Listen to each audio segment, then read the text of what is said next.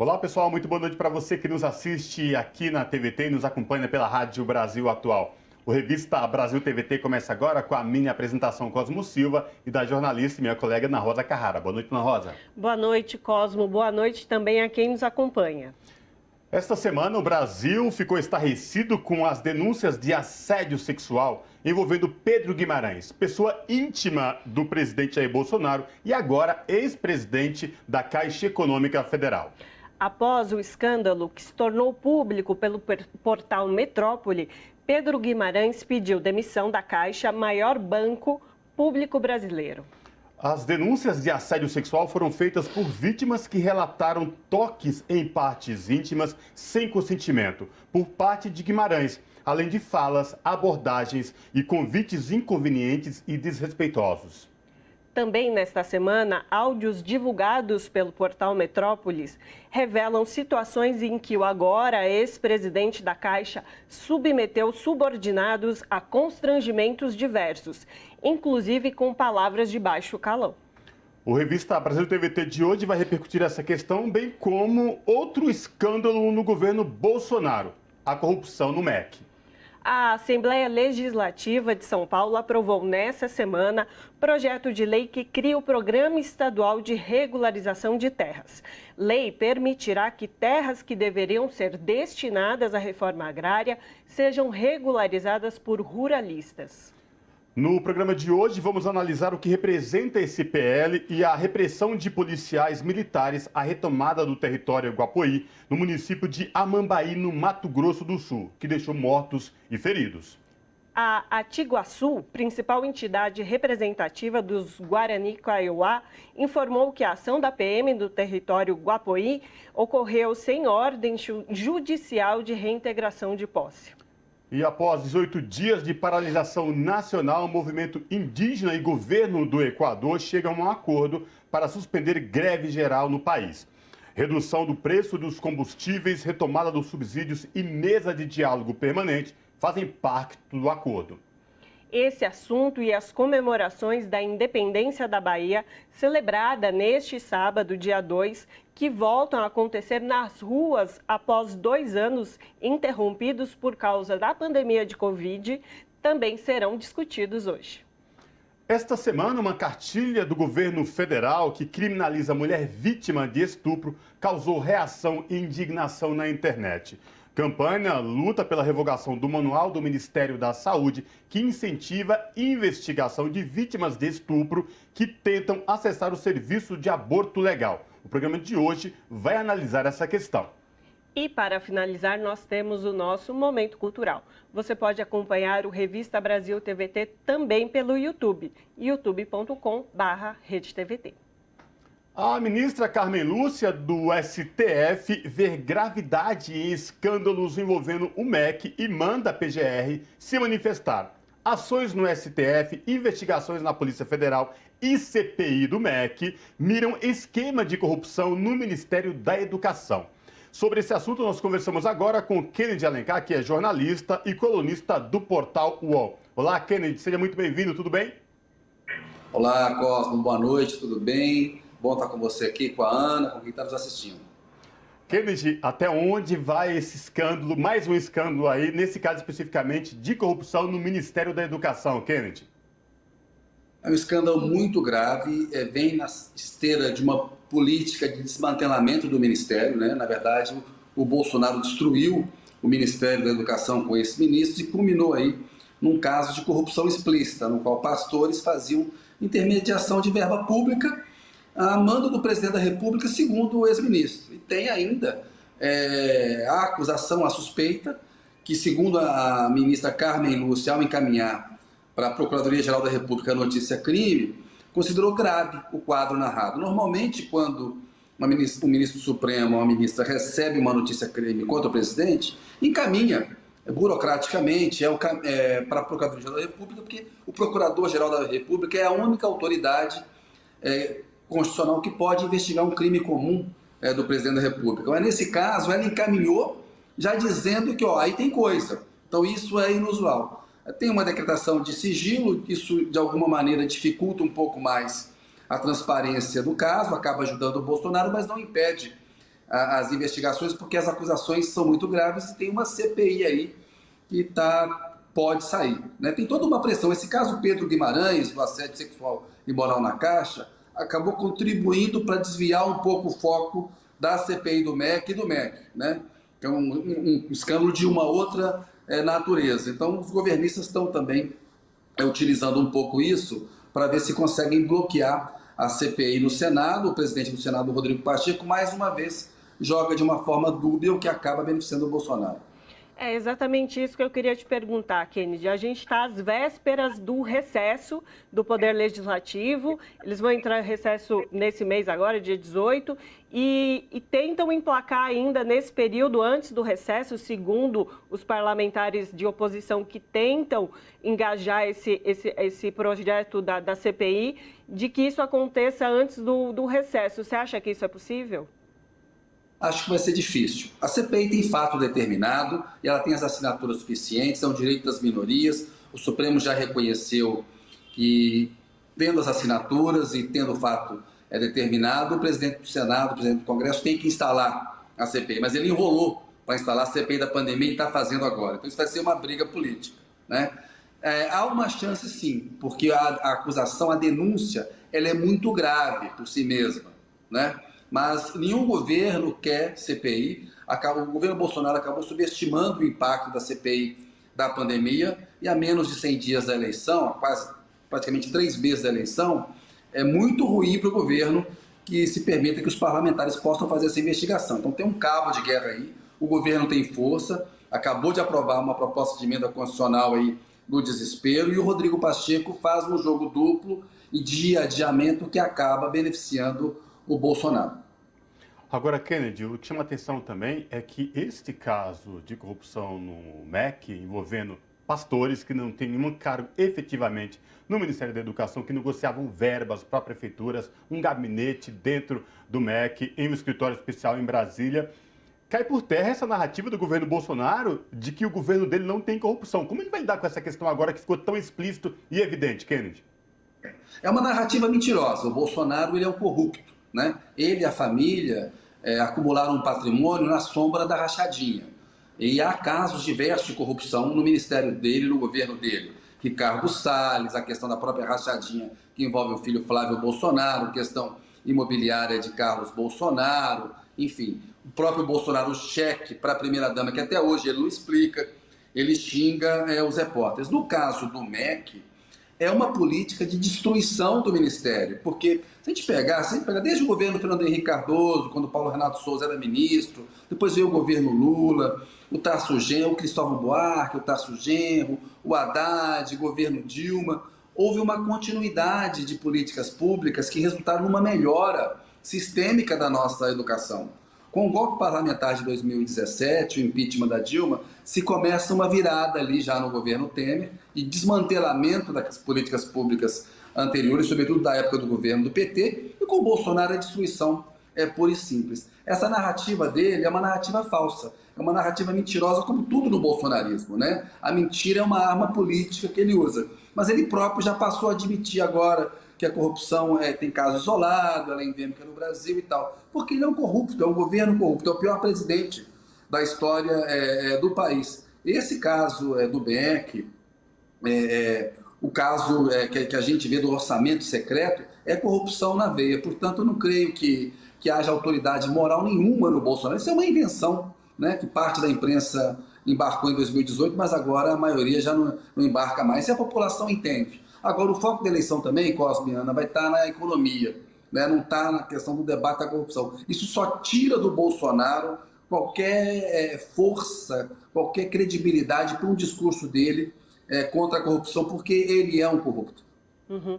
E, Kennedy, falando agora da figura do Milton Ribeiro, que é essa figura que está aí no centro das atenções desse processo, ele também que foi encontrado ali no aeroporto com uma arma de fogo.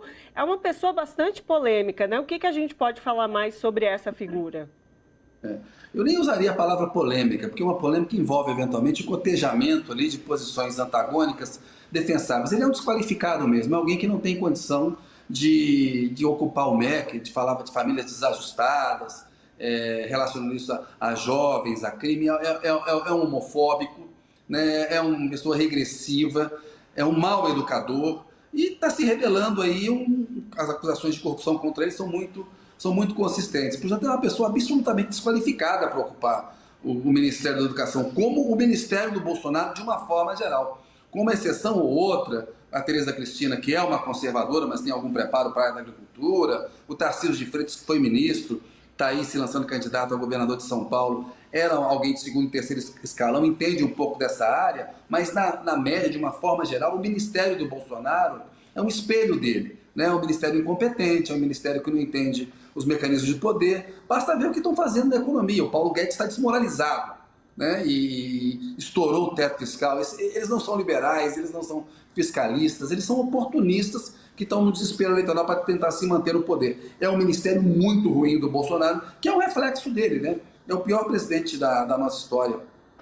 Ô Kennedy, você tocou num ponto importante, foi sobre a economia, o que vai, né, pautar especificamente o contexto eleitoral, mas essa série de escândalos envolvendo notícias negativas do governo, que já vem de um longo tempo, mas agora com mais evidências e com provas especificamente, né, no caso do MEC, áudios, aí você tocou na questão envolvendo o presidente da Caixa Econômica Federal, já mostra isso, já é um reflexo no próprio posicionamento do Jair Bolsonaro nos eventos públicos agora, porque esta semana, em um evento público, ele perdeu o controle total com um apoiador que estava na plateia. Você acha que já começa, isso já é reflexo dessa movimentação e deixando ele totalmente fora da casinha, digamos assim? Ele é uma pessoa que não convive bem com o contraditório e com a crítica. Ele ataca os jornalistas, sobretudo as mulheres. Ele também é um agressor de mulheres, como o Pedro Guimarães. Esses casos de corrupção, eles enfraquecem uma campanha que já está em crise, né? Ele está em segundo lugar nas pesquisas, ele não cai, mas ele também não cresce, está meio parado aí. Agora, ele entendeu que a questão está na economia. A gente viu ser aprovada ontem no Senado uma proposta de emenda constitucional que amplia o Auxílio Brasil de R$400 para R$600, cria o auxílio caminhoneiro, há uma previsão de dar um vale-gás mais robusto, uma ajuda também para taxistas. Isso ele está entrando no debate que importa, que é o debate da economia. Com a inflação alta, com o desemprego ainda alto, ainda apesar de uma queda, ele está em desvantagem. O cenário econômico é muito negativo. Então, essas questões da corrupção, elas têm um efeito de dominar o noticiário, os jornalistas comentam, os veículos de comunicação dão, o presidente se irrita e tira energia da campanha. Agora, ele entendeu, como o Lula parece ter entendido também, que o debate todo está em torno da economia. E aí ele está criando medidas que são meramente eleitorais. É muito hipócrita. Haja óleo de peroba. Ele está propondo um aumento de gasto social até 31 de dezembro. Né? É uma coisa para a eleição dele. Isso não significa que a gente não deva apoiar mais dinheiro para os mais pobres. Eu acho bom que ele aumente de R$400 para R$600 o Auxílio Brasil. Né? Eu entendo que no momento de alta dos combustíveis, talvez valha mesmo analisar um subsídio direto para os caminhoneiros. No momento desse, são trabalhadores também. Né? A gente não deve separar as coisas. Agora, a lógica dessa PEC, desse gasto fiscal dele, desrespeita o teto fiscal que eles mesmos diziam apoiar, as regras, o discurso que eles fizeram, o ministro da Economia que está totalmente desmoralizado. Agora, terá algum efeito social. Se isso vai se reverter em alguma coisa do ponto de vista eleitoral para o Bolsonaro, a gente tem que acompanhar. Falta pouco tempo, as coisas na economia demoram a dar um retorno, talvez ali na franja, na margem, ele consiga alguns pontos percentuais de intenção de voto, de aumento da popularidade. Mas eu acho que essa eleição está muito fadada a uma derrota do Bolsonaro e a uma vitória do ex-presidente Lula. Sobretudo se o ex-presidente Lula não errar e mantiver o foco na economia, né? Ô Kennedy, você tocou nesse assunto do pacote de bondade aprovado com a PEC na última quinta-feira pelo Senado, Congresso, aliás. Agora, o que chama a atenção, mesmo que elevando para R$600 aí o auxílio, o Vale Gás, Kennedy, a situação, quando eu falo isso, é por conta de, agora me colocando no papel de brasileiro que vai ao supermercado, que vai até a bomba do posto de gasolina, que vai ao açougue, enfim, que está tão caro, mas tão caro, que Na prática, esse pacote de bondade, na minha opinião, especificamente, não vai surtir nenhum efeito. E essa semana, inclusive, eu já comecei a ler de economistas falando, olha, isso aí lá na frente, porque a corrupção está tão alta, ela consome e corrói o poder de compra do trabalhador, que esse pacote de bondade não vai surtir nenhum efeito. Na verdade, vai ser um tiro no pé. Eu queria que você comentasse essa questão. Eu não sei se será um tiro no pé, Cosmo, porque assim, algum efeito eu acho que surte. Eu concordo com você, eu também tenho ido ao supermercado, eu tenho andado aqui nas ruas de São Paulo, onde eu tenho voltado a morar um pouco também em Brasília. A gente vê um aumento muito grande da miséria, né? A inflação está muito alta, então isso de fato corrói o poder de compra. Os R$600 do Auxílio Brasil agora não são os mesmos R$600 da época da pandemia. A inflação já corroeu parte disso daí. Agora é um dinheiro que, ao cair na mão das pessoas mais pobres, ele volta diretamente para a economia. As pessoas gastam isso em alimentação. Então, de alguma maneira, isso melhora o amparo. É melhor você ganhar 600 do que R$400. É um aumento de 50% para quem obtiver esse benefício. O caminhoneiro que vai receber uma ajuda de R$1.000 ali, né, um vale-gás a cada 2 meses que se aumenta o valor. Algum efeito, isso a gente também não pode menosprezar, né? Agora, a população entende, o Bolsonaro está muito associado à má gestão da economia, à má gestão da pandemia. Já tem uma imagem muito consolidada na cabeça da população de que ele é um presidente ruim, de que ele é um presidente homofóbico, misógino, incompetente. Então eu acho que no conjunto, apesar de as medidas terem um objetivo eleitoral para tentar colocá-lo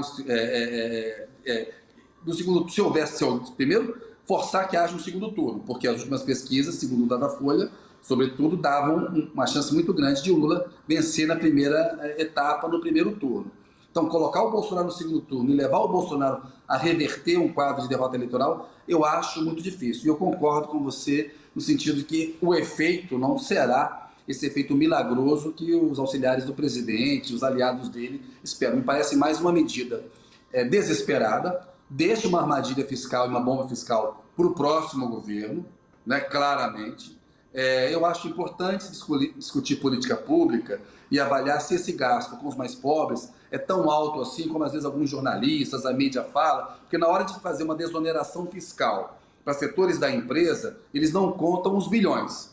Isso se faz com muita facilidade. Na hora de acrescentar alguns bilhões para um gasto social direto para os mais pobres, temos que ver a regra de ouro, a questão fiscal, o teto de gasto. A gente viu como que a saúde e a educação foram sucateados. Então, o eventual governo Lula, eu acho que vai estar diante desse dilema. Vai manter os R$600 na campanha eleitoral. O que o Bolsonaro vai falar? Se você me reeleger, eu vou manter os R$600 ou ele vai assumir que vai acabar e que é meramente eleitoreiro? Como é que o Lula vai se posicionar em relação a isso? Eu acho mais importante do que o Lula ficar falando se vai ser ou não vai ser candidato à reeleição. Assunto que ninguém está pensando agora. Abre disputa interna, abre mão de uma expectativa de poder. A gente conhece o Lula, se ele estiver bem, pode ser candidato à reeleição. Então, o Lula às vezes se desvia do foco, né? Vai comentar o caso do Pedro Guimarães e falar, não sou policial nem procurador. Desculpe, o Lula foi injustiçado no processo da Lava Jato, isso não pode fazer com que ele tenha uma atitude defensiva ao comentar um caso explícito de agressão às mulheres. O Pedro, presidente da Caixa, Pedro Guimarães, tem todo o direito de defesa, isso está assegurado, né?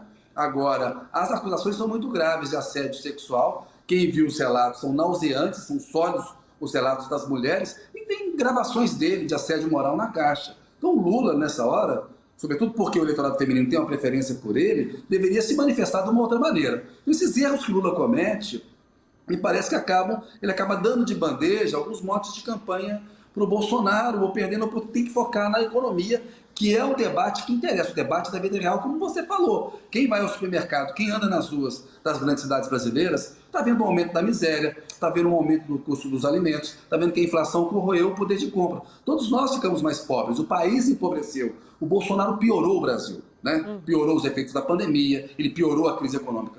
O Bolsonaro, ele piora o Brasil, o debate é esse, é preciso tirar o Bolsonaro do poder para o Brasil parar de piorar, porque ele piora o Brasil em todas as áreas. Perfeito, então a gente conversou com o Kennedy Alencar, que é jornalista e colunista do portal UOL. Muito obrigada, Kennedy, pela sua participação. Ô, Ana, sempre um prazer falar com você, com o Cosmo. Grande abraço, bom programa aí para vocês, boa noite. Abraço, Kennedy. Essa semana, uma cartilha do governo federal que criminaliza mulher vítima de estupro causou reação e indignação na internet. campanha luta pela revogação de manual do Ministério da Saúde que incentiva a investigação de vítimas de estupro que tentam acessar o serviço de abortamento legal. Sobre este assunto, o Revista Brasil TVT conversa agora com Ivone Gebara, que é escritora, filósofa e teóloga. Boa noite, Ivone. Boa noite a vocês, boa noite a todos os espectadores e espectadoras. Ivone, estamos falando de um caso bastante grave aí, de um material oficial do governo que indica uma investigação sobre as mulheres vítimas de estupro que buscam o serviço de abortamento legal pelo sistema público.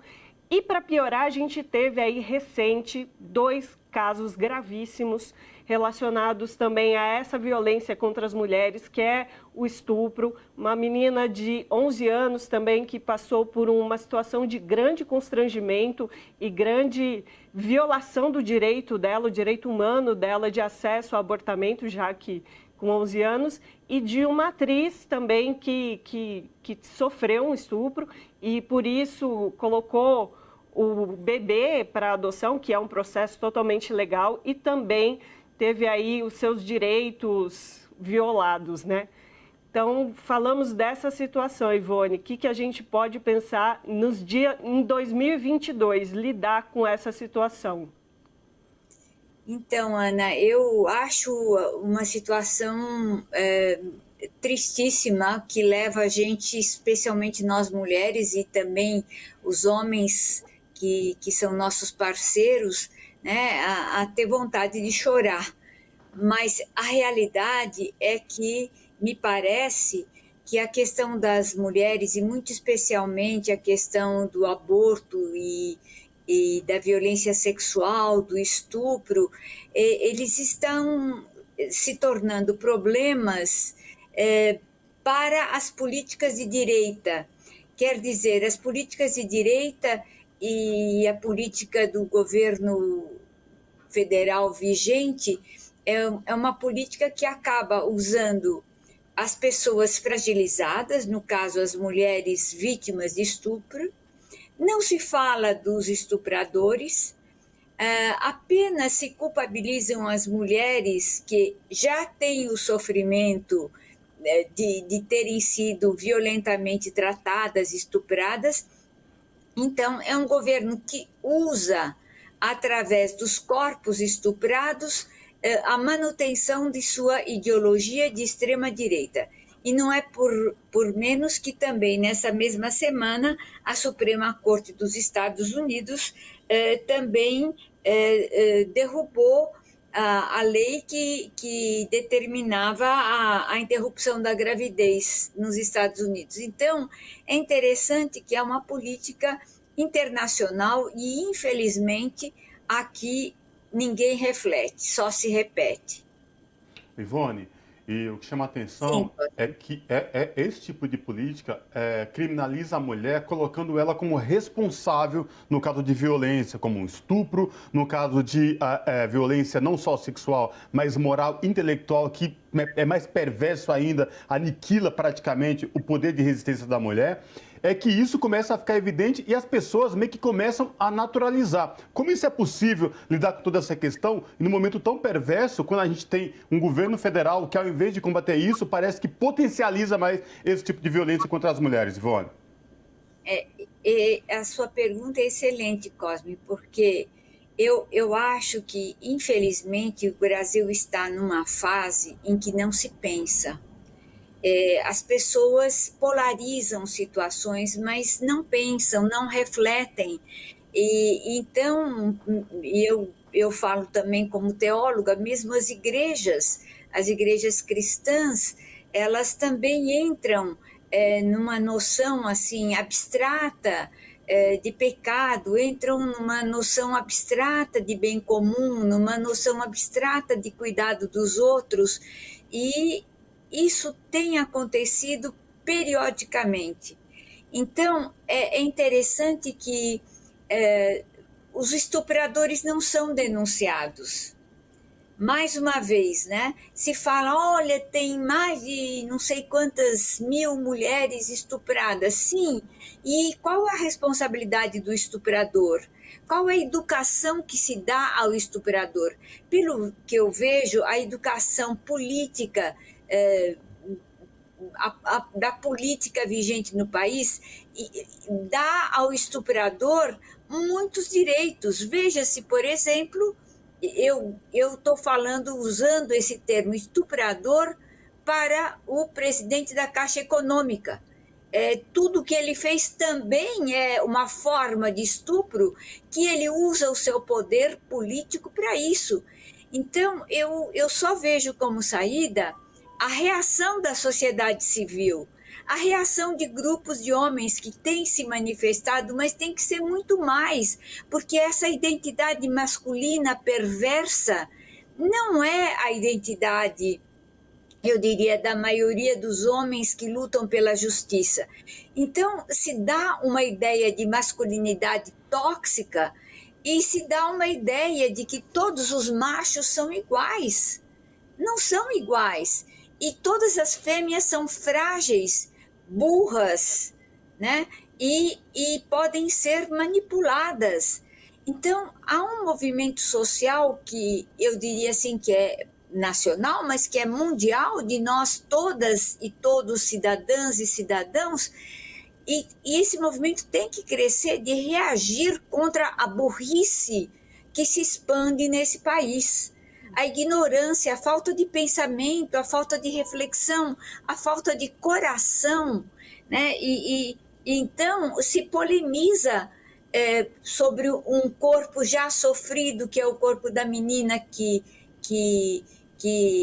pediu para abortar, cuja mãe a levou para abortar. Se polemiza em relação ao corpo da atriz Clara Castanho. É outra polêmica ridícula, porque aparece o quê? Há uma mulher que deveria amar ser mãe, que deveria amar a maternidade, e, no entanto, ela deu o filho para doação. É interessante também como a questão de classe entra aí também, porque quantas e quantas mulheres pobres foram obrigadas, pela situação de pobreza, a entregar seus filhos à adoção.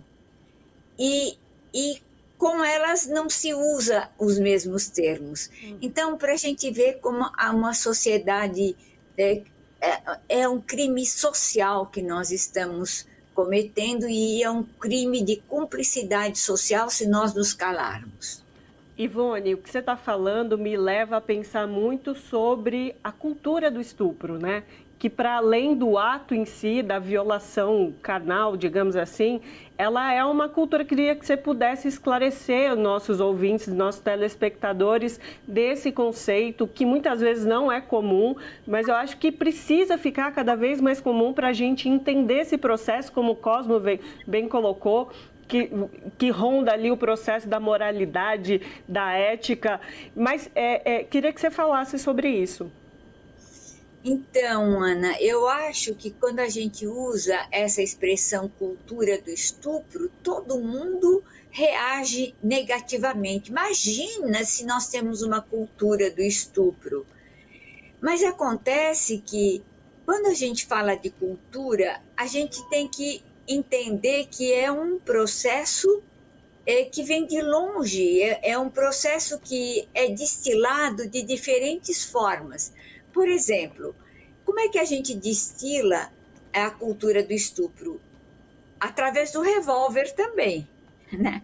O revólver simbolizando o sexo masculino, ele aponta para você.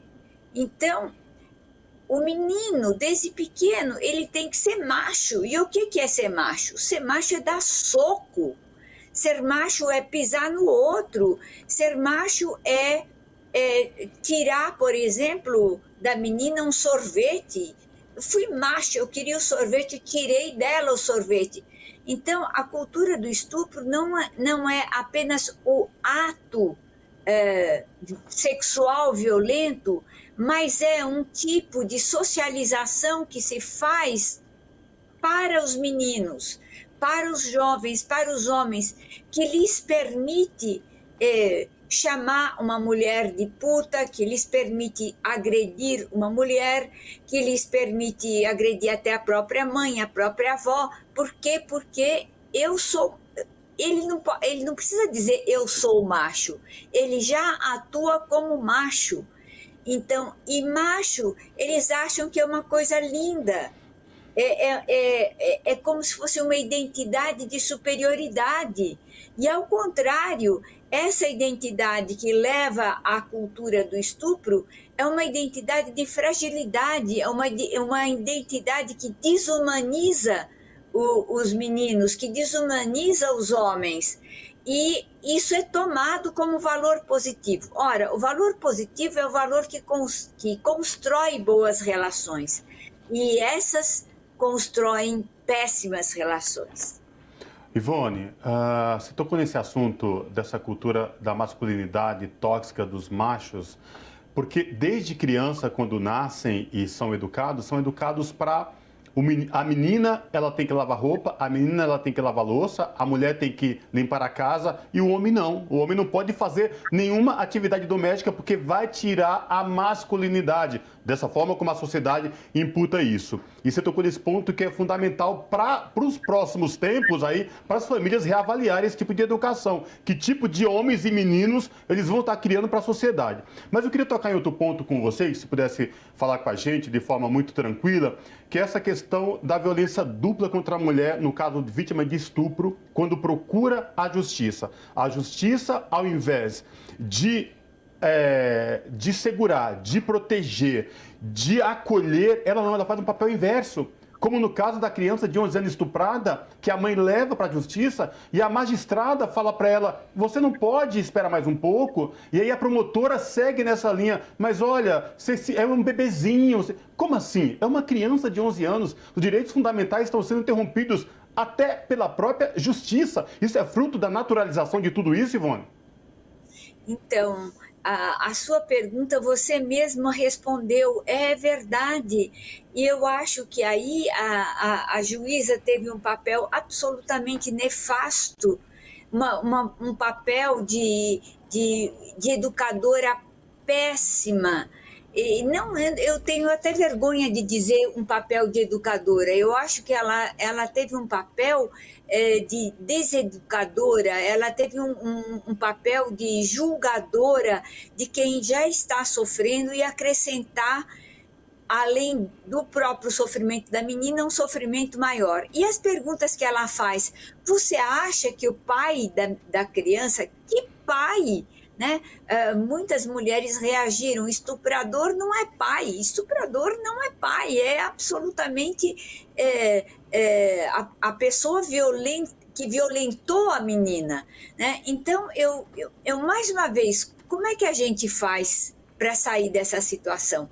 Eu acho que a gente tem que contagiar cada vez mais um número maior de pessoas nos processos educativos, nas escolas, nos hospitais, as enfermeiras e os enfermeiros, para terem a discrição em relação às pessoas. As pessoas não podem ser vendidas e entregues. Então, é uma sociedade que, na realidade, ela é vendida. Vendida para quem? Ela é vendida para o dinheiro, ela é vendida também por um falso moralismo, ela é vendida por uma falsa justiça. Então, toda essa bagagem que a mídia, com algumas exceções, mas a mídia também, uma certa mídia dogmática, uma certa mídia fundamentalista, uma certa mídia que atua em favor da violência contra as mulheres e também a violência contra os homens. E vejam quantos meninos estão presos por pequenos furtos e se criminaliza esses meninos e se criminaliza esses jovens, especialmente os jovens negros, os jovens das favelas. Então, essas pessoas, elas falam de cidadania, mas elas agem contra a cidadania. Elas têm um conceito minimalista, mínimo de cidadania, que essa cidadania só atinge a eles e aos seus iguais. Então, como é que a gente faz? A gente tem que contagiar, tem que gritar, tem que pedir para as pessoas terem coragem de falar. Achei lindo esse estuprador da Caixa Econômica, como teve tantas mulheres agora que estão sendo corajosas e sendo capazes de denunciar e sem medo de perderem os empregos, né? Então, nós precisamos disso, sair às ruas, falar alto, né? Senão não muda, e não muda nada. E gritar nas escolas, gritar nos hospitais, gritar na televisão, nos rádios, enfim, usar os meios disponíveis para que a gente faça uma mudança de comportamento real. E a mudança de comportamento não é só por palavras, a gente tem que mostrar através da obediência aos corpos doloridos, aos corpos sofridos, a obediência ao bem comum, que é possível ter outros comportamentos. Acho que é um pouco por aí. Ótimo, Ivone, exatamente. O debate precisa seguir. Para além do debate, a gente precisa agir também contra esses absurdos, né? Exatamente. Falamos com Ivone Gebara, que é escritora, filósofa e teóloga. Ivone, muito obrigada pela sua participação. Eu que agradeço, um abraço para vocês. Abraço. E após 18 dias de paralisação nacional, movimento indígena e governo do Equador chegam a um acordo para suspender a greve geral no país. Redução de preços nos combustíveis, retomada dos subsídios e mesa de diálogo permanente fazem parte do pacto. Para entender e analisar essa questão no Equador, nós conversamos agora com Ana Prestes, que é cientista política e analista internacional. Boa noite, Ana Prestes. Seja muito bem-vinda. Tudo bem? Boa noite, gente. Obrigada. Tudo bem? Maravilha. Boa noite. Ana, ajuda a gente a entender esse atual momento vivido no Equador, indígenas se movimentando, parando o país contra as políticas de retrocesso do governo de Guilherme Lasso. Como é que a gente pode analisar essa questão no Equador? Então, você falou bem, já são 18 dias, né, de manifestações, de levantamento, um paro nacional, né, no Equador.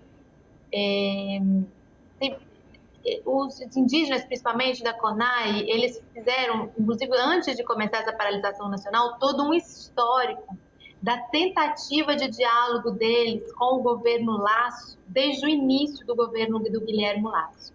Só recapitulando um pouco, Guilherme Lasso, ele é um banqueiro, um cara que vem do sistema financeiro, empresário, já foi candidato no passado, outras vezes, a presidente da República, do Equador, e na última eleição ele conseguiu vencer do candidato correísta, o Andrés Arauz, e dos Pachacutis, né, que estavam organizados na campanha do Yacu Pérez. Então ele é um cara que está envolvido nos Pandora Papers, é um cara que está envolvido no Panama Papers, na questão de evasão de divisas fiscais, já vinha construindo uma aliança, uma recontratação de dívidas com o FMI, ou seja, ele já é um cara que já chegou, a gente já sabia pelas mãos de quem ele chegaria no governo do Equador, pelas mãos do neoliberalismo, e ele veio com tudo para a implementação de toda a cartilha neoliberal que a gente conhece, inclusive, bem aqui no Brasil, né?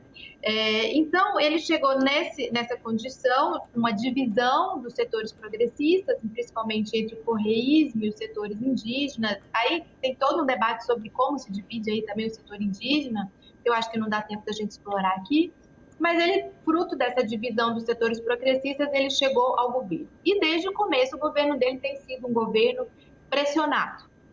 No começo do mês de junho, vários setores começaram a se mobilizar. Estudantes foram para as ruas no dia 9 de junho, produtores começaram, lá tem uma grande indústria de banana, inclusive, né? Eles começaram a anunciar uma paralisação das atividades, e a mais importante, que foi a CONAI, a Confederação das Nacionalidades Indígenas do Equador, e outras confederações de camponeses, trabalhadores camponeses, sindicatos, chamaram essa grande paralisação para o dia 13 de junho.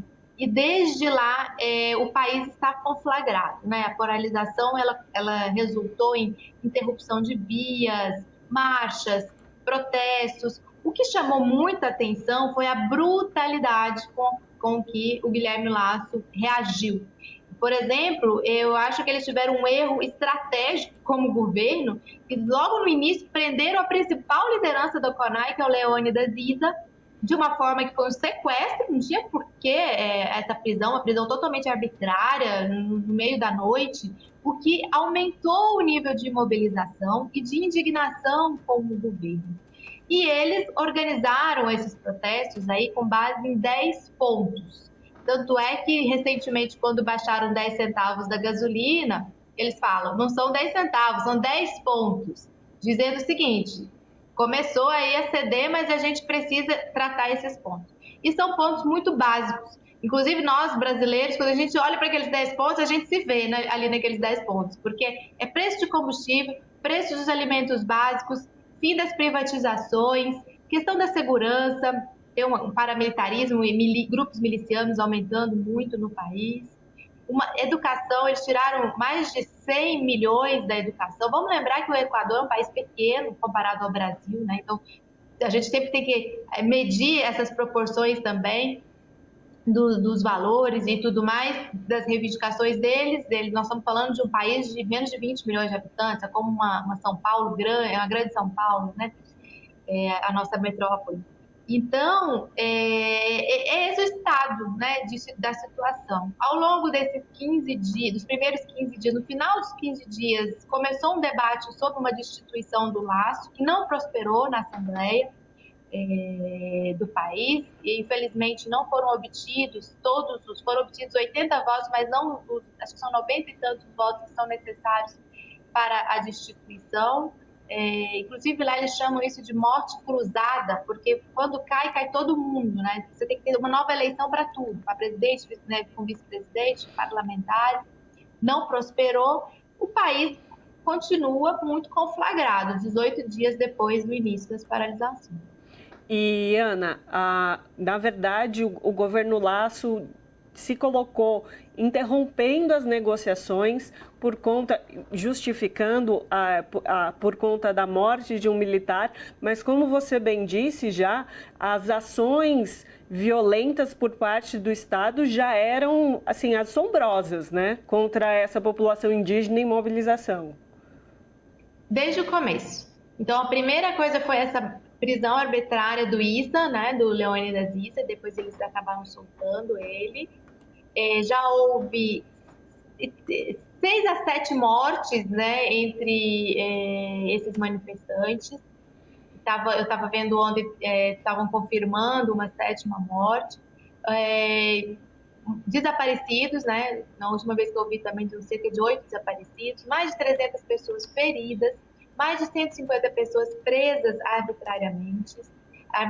E eles fizeram uma coisa muito perversa, que foi, em determinados momentos, com algumas marchas pacíficas, eles fizeram uma negociação e da marcha passar, e logo em seguida da negociação começava a repressão, com gás lacrimogêneo, com agressão mesmo às pessoas. Inclusive, os próprios equatorianos com quem a gente conversa, eles falam que eles notaram uma agressão muito maior do que em outros tempos, uma brutalidade muito, muito maior do que em outros tempos. Nós temos aqui na América Latina os exemplos do Chile com os carabineiros, os exemplos da Colômbia com aquele grupo especial da polícia, que é a ESMAD, que tradicionalmente a gente já, infelizmente, já espera, né, aquelas cenas terríveis da repressão. No Equador, isso era relativamente menor grau do que nesses outros países. Então, eles têm notado também uma agressividade muito grande para dissipar as manifestações. O presidente Guilherme Lasso, ele tinha uma particular preocupação com Quito.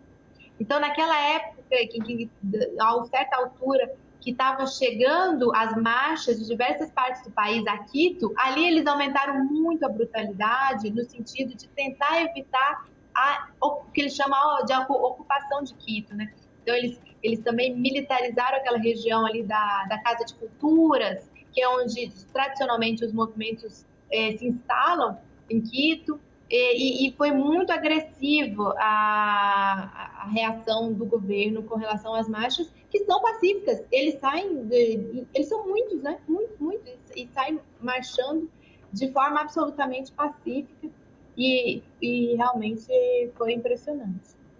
Ana, o governo do Guilherme Lasso subestimou a capacidade de organização dos povos indígenas e outras organizações de trabalhadores do Equador mediante a tudo isso que vem acontecendo, porque no começo usou de violência, agora, depois de 18 dias, voltou a ter uma mesa de negociação e as organizações se comprometem a voltar para os seus territórios, enfim, desde que esses pontos da mesa de negociação sejam executados e que esta mesa de diálogo continue ativa permanente. Você acha que o governo de Guilherme Lasso subestimou a capacidade dos trabalhadores equatorianos? Parece que sim, né? A gente fica pensando que sim.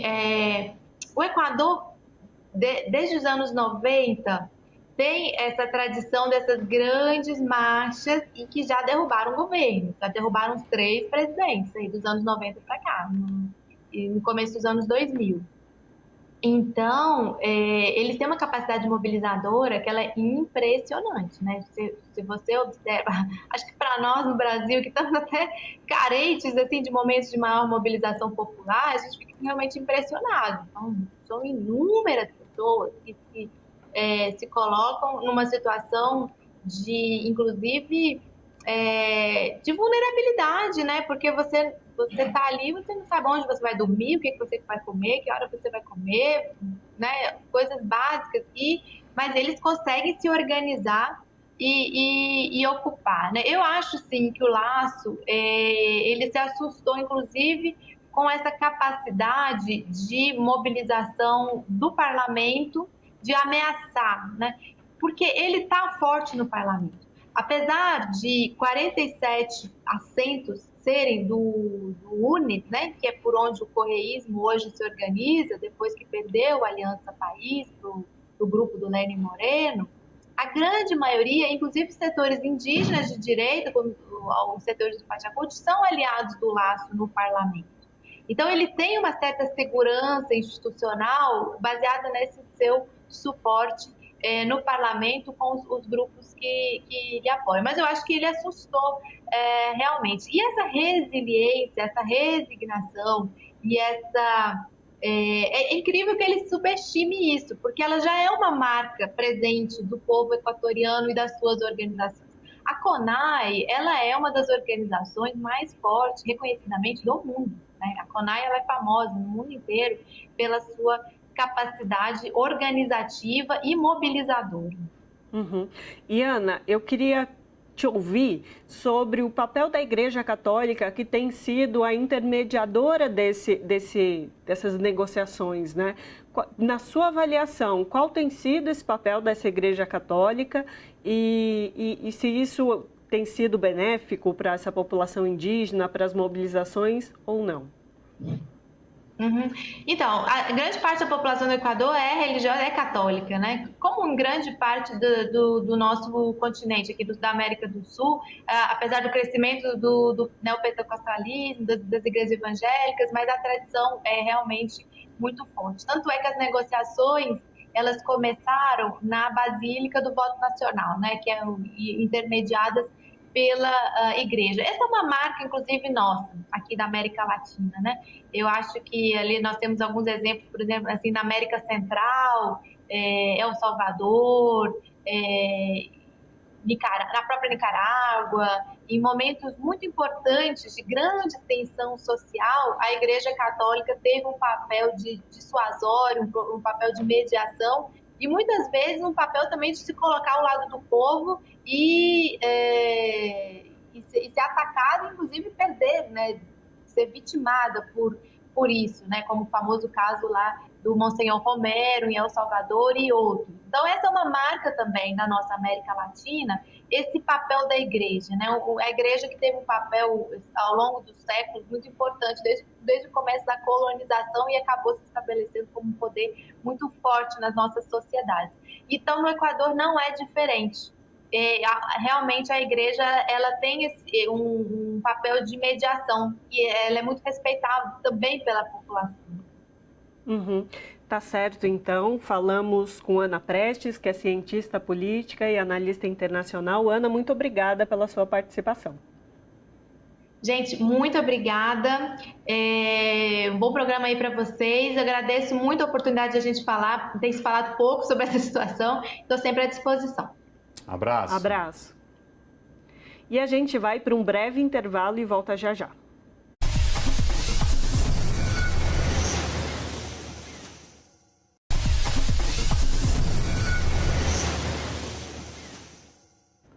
De volta com Revista Brasil TVT, aqui na TVT e também na Rádio Brasil Atual. A Assembleia Legislativa de São Paulo aprovou nesta semana projeto de lei que cria o Programa Estadual de Regularização de Terras. Essa lei permite que terras que deveriam ser destinadas para a reforma agrária sejam regularizadas por ruralistas. Para analisar essa questão, nós conversamos agora com a deputada Márcia Lia, que é líder do PT na Lesp. Boa noite, deputada Márcia Lia. Prazer falar com a senhora. Seja muito bem-vinda. Muito boa noite a todos vocês. É um prazer enorme estar falando aqui na TV dos Trabalhadores, dizer que é uma honra estar com vocês dois aqui e dizer que, de fato, a gente aprovou, nós, óbvio, votamos contrariamente a esse projeto de lei, porque ele regularizará, se ele for efetivado, 1 milhão de hectares de terras do estado de São Paulo, que foram terras griladas há muitos anos atrás, e eles pretendem regularizar essas terras, e nós, da bancada do Partido dos Trabalhadores, somos terminantemente contra essa regularização, porque entendemos que terras do Estado têm que ser destinadas para a reforma agrária dos trabalhadores e das trabalhadoras. E então discordamos, votamos contrariamente a esse projeto de lei e vamos empreender nossos esforços. Nossos advogados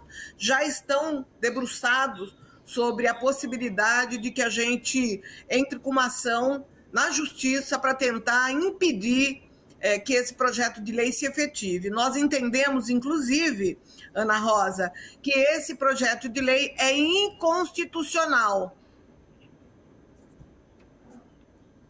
Sim, deputada. Inclusive, eu queria falar disso, dessa inconstitucionalidade, porque, na verdade, esse projeto já tinha sido tratado por essa legislatura e, de fato, está sendo tratado uma segunda vez, o que não pode ocorrer com projetos de lei serem tratados 2 vezes pela mesma legislatura, né? Sim, na verdade, quando eles apresentaram o projeto de lei 410, o deputado Mauro Bragato inseriu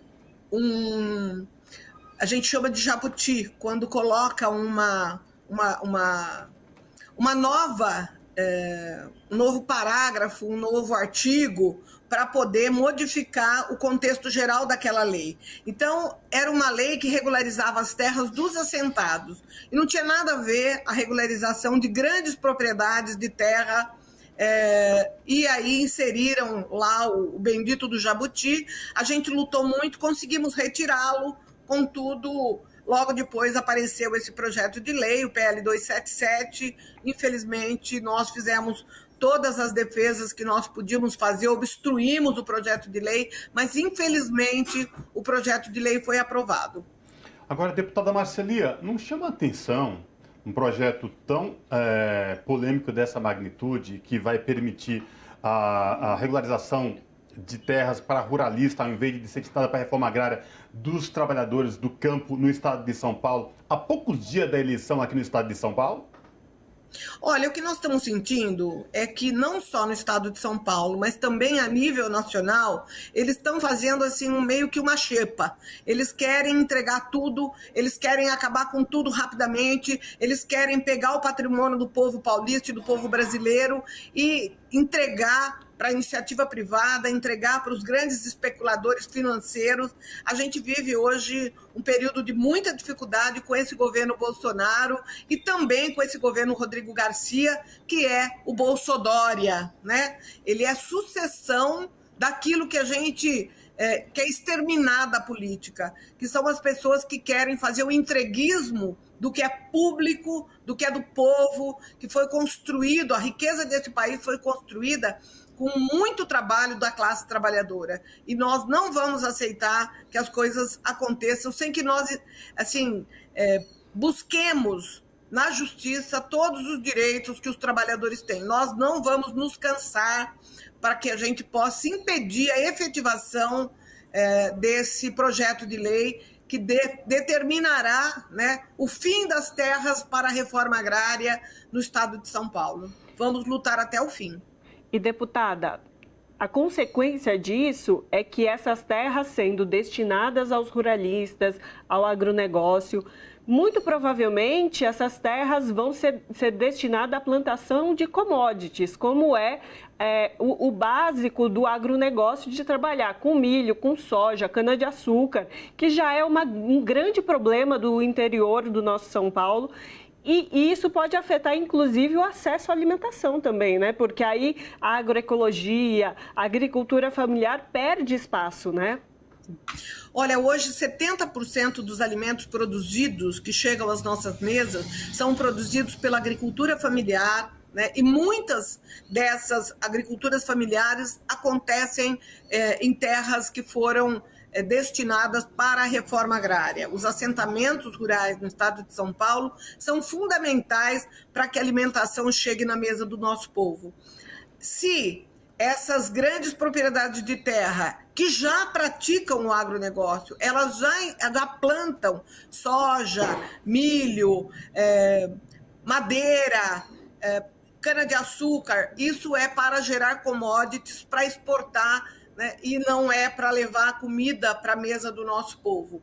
Então, é uma grande contradição que nós temos no Brasil, né? Pois um país que é um dos celeiros do mundo na produção de alimentos vive uma contradição horrorosa, que é 33 milhões de brasileiros passando fome, 19 milhões de brasileiros desempregados. E isso é, sim, uma opção de governo. É uma opção de um governo que não tem nenhum compromisso com a reforma agrária, que não tem nenhum compromisso com o combate à fome, que não tem nenhum compromisso em inserir o povo pobre no orçamento, tanto no orçamento nacional quanto no orçamento do estado de São Paulo. Então, a gente vive tempos muito difíceis. Precisamos combater, porque, inclusive, os pequenos agricultores não têm subsídios para plantio. E os grandes, que são aqueles que advêm aí dos latifúndios, que advêm do agronegócio, esses sim têm financiamentos públicos e muito dinheiro para poder fazer o plantio das suas culturas. Deputada, a senhora tocou num ponto muito importante no que diz respeito à perversidade desse projeto, que trouxe um dado muito importante: 70% dos alimentos que chegam à nossa mesa, nossa casa aqui no estado de São Paulo, são oriundos da agricultura familiar. Alimentos de qualidade, inclusive alimentos que são destinados também para a merenda escolar, diga-se de passagem, vem da agricultura familiar. E a senhora tocou nesse ponto, sem nenhum investimento, não dá, leva para lá grandes agricultores, como a Ana falou, da questão de commodity, milho, soja, não é a produção de alimentos especificamente. E, deputada, um estado onde a gente vê o aumento da fome assim crescer absurdamente, pessoas na rua sem ter o que comer. Isso não chega a ser contraditório, deputada? É muito contraditório, né? E, assim, essas terras que serão destinadas aos grandes latifundiários, só para vocês terem uma ideia, elas são aproximadamente 1 milhão de hectares de terra que serão entregues para 82 famílias. Tão somente 82 famílias vão obter uma quantidade imensa de terras no estado de São Paulo, né? E vão continuar fazendo com que essa contradição e com que a fome continue muito forte no estado mais rico da federação. Nós não podemos e não vamos aceitar isso e vamos lutar com todas as armas que nós tivermos para impedir que isso aconteça. Eu acho que o povo paulista acordou para a vida, né? Fato é que o Fernando Haddad, ele desponta nas pesquisas como sendo o candidato preferido do povo paulista. Isso é resultado, né, de toda essa contradição, de toda essa fome, do absurdo que nós estamos vivendo em relação à inflação, ao preço dos serviços públicos, da energia elétrica, o preço do combustível, o preço dos alimentos, né?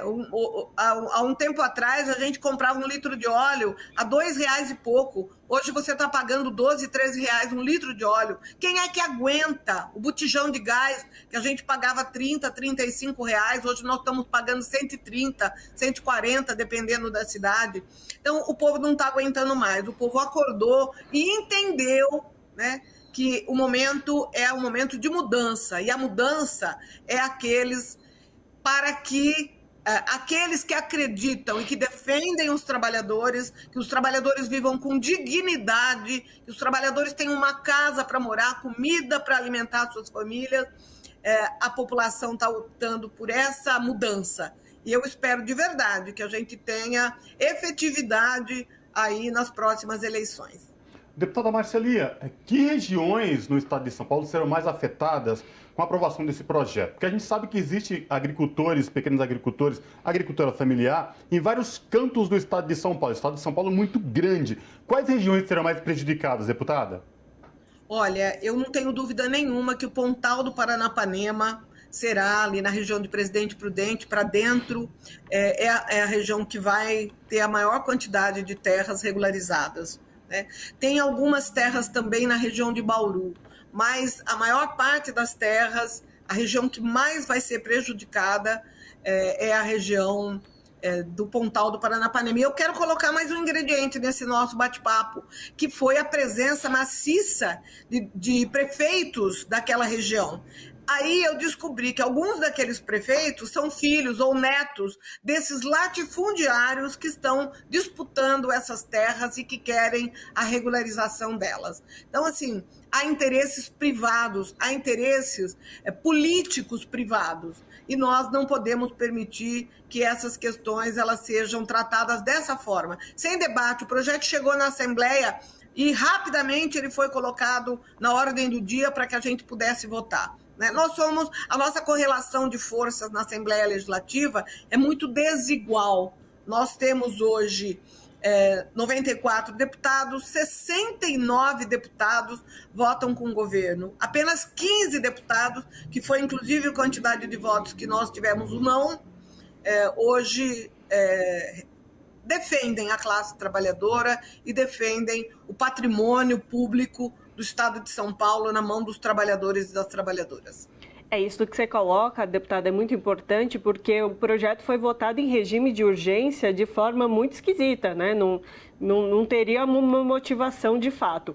Agora eu queria dizer uma outra questão sobre a região do Pontal. Rodrigo Garcia, que é o atual governador e que também provavelmente vai disputar a eleição para a próxima legislatura, ele esteve no Pontal e defendeu essa lei antes dela ser aprovada, inclusive, e eu queria saber como que foi a reação ali da população do Pontal, né, das pessoas que vivem ali.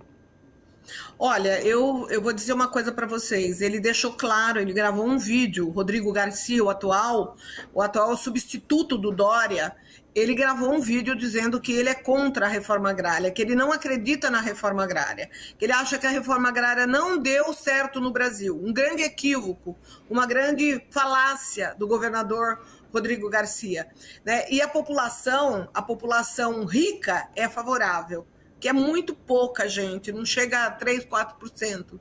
Agora, a população em geral, principalmente aqueles que são trabalhadores, que lutam no dia a dia, que enfrentam a roça, essas pessoas são totalmente contrárias à regularização dessas terras, porque não há dúvida nenhuma, as terras foram griladas, as terras foram roubadas, as terras foram de forma arbitrária, ocupadas na década de 1910, 1920, lá atrás, né? E aí vem sendo uma sucessão para os netos, os filhos, os netos, e essas terras, elas deveriam, sim, ser voltadas lá em 1850, quando a lei de terras foi estabelecida aqui, para que a gente pudesse entender a origem dessas terras e que essas terras são efetivamente devolutas, portanto, terras do Estado de São Paulo e não terras dos latifundiários que ocuparam. Tá certo, então conversamos com Márcia Lia, deputada estadual por São Paulo, líder da bancada do PT na Assembleia Legislativa. Márcia Lia, muito obrigada pela sua participação. Muito obrigada a vocês dois, né? Que a gente possa continuar firmes e fortes na luta em defesa do povo trabalhador e de mais democracia e de mais representatividade feminina nas assembleias, nos legislativos, na Câmara Federal, para que a gente possa discutir as questões afetas às nossas mulheres também, porque é um tema que normalmente não é discutido, não é conversado, e a gente vê muita coisa errada acontecendo e nós precisamos mudar essa realidade. Portanto, muito obrigada pela oportunidade que a TVT nos dá. Abraço, deputada. Até a próxima. Abraço. As comemorações da independência da Bahia, celebradas neste sábado, dia 2, voltam a acontecer nas ruas após 2 anos interrompidas por conta da pandemia de Covid-19.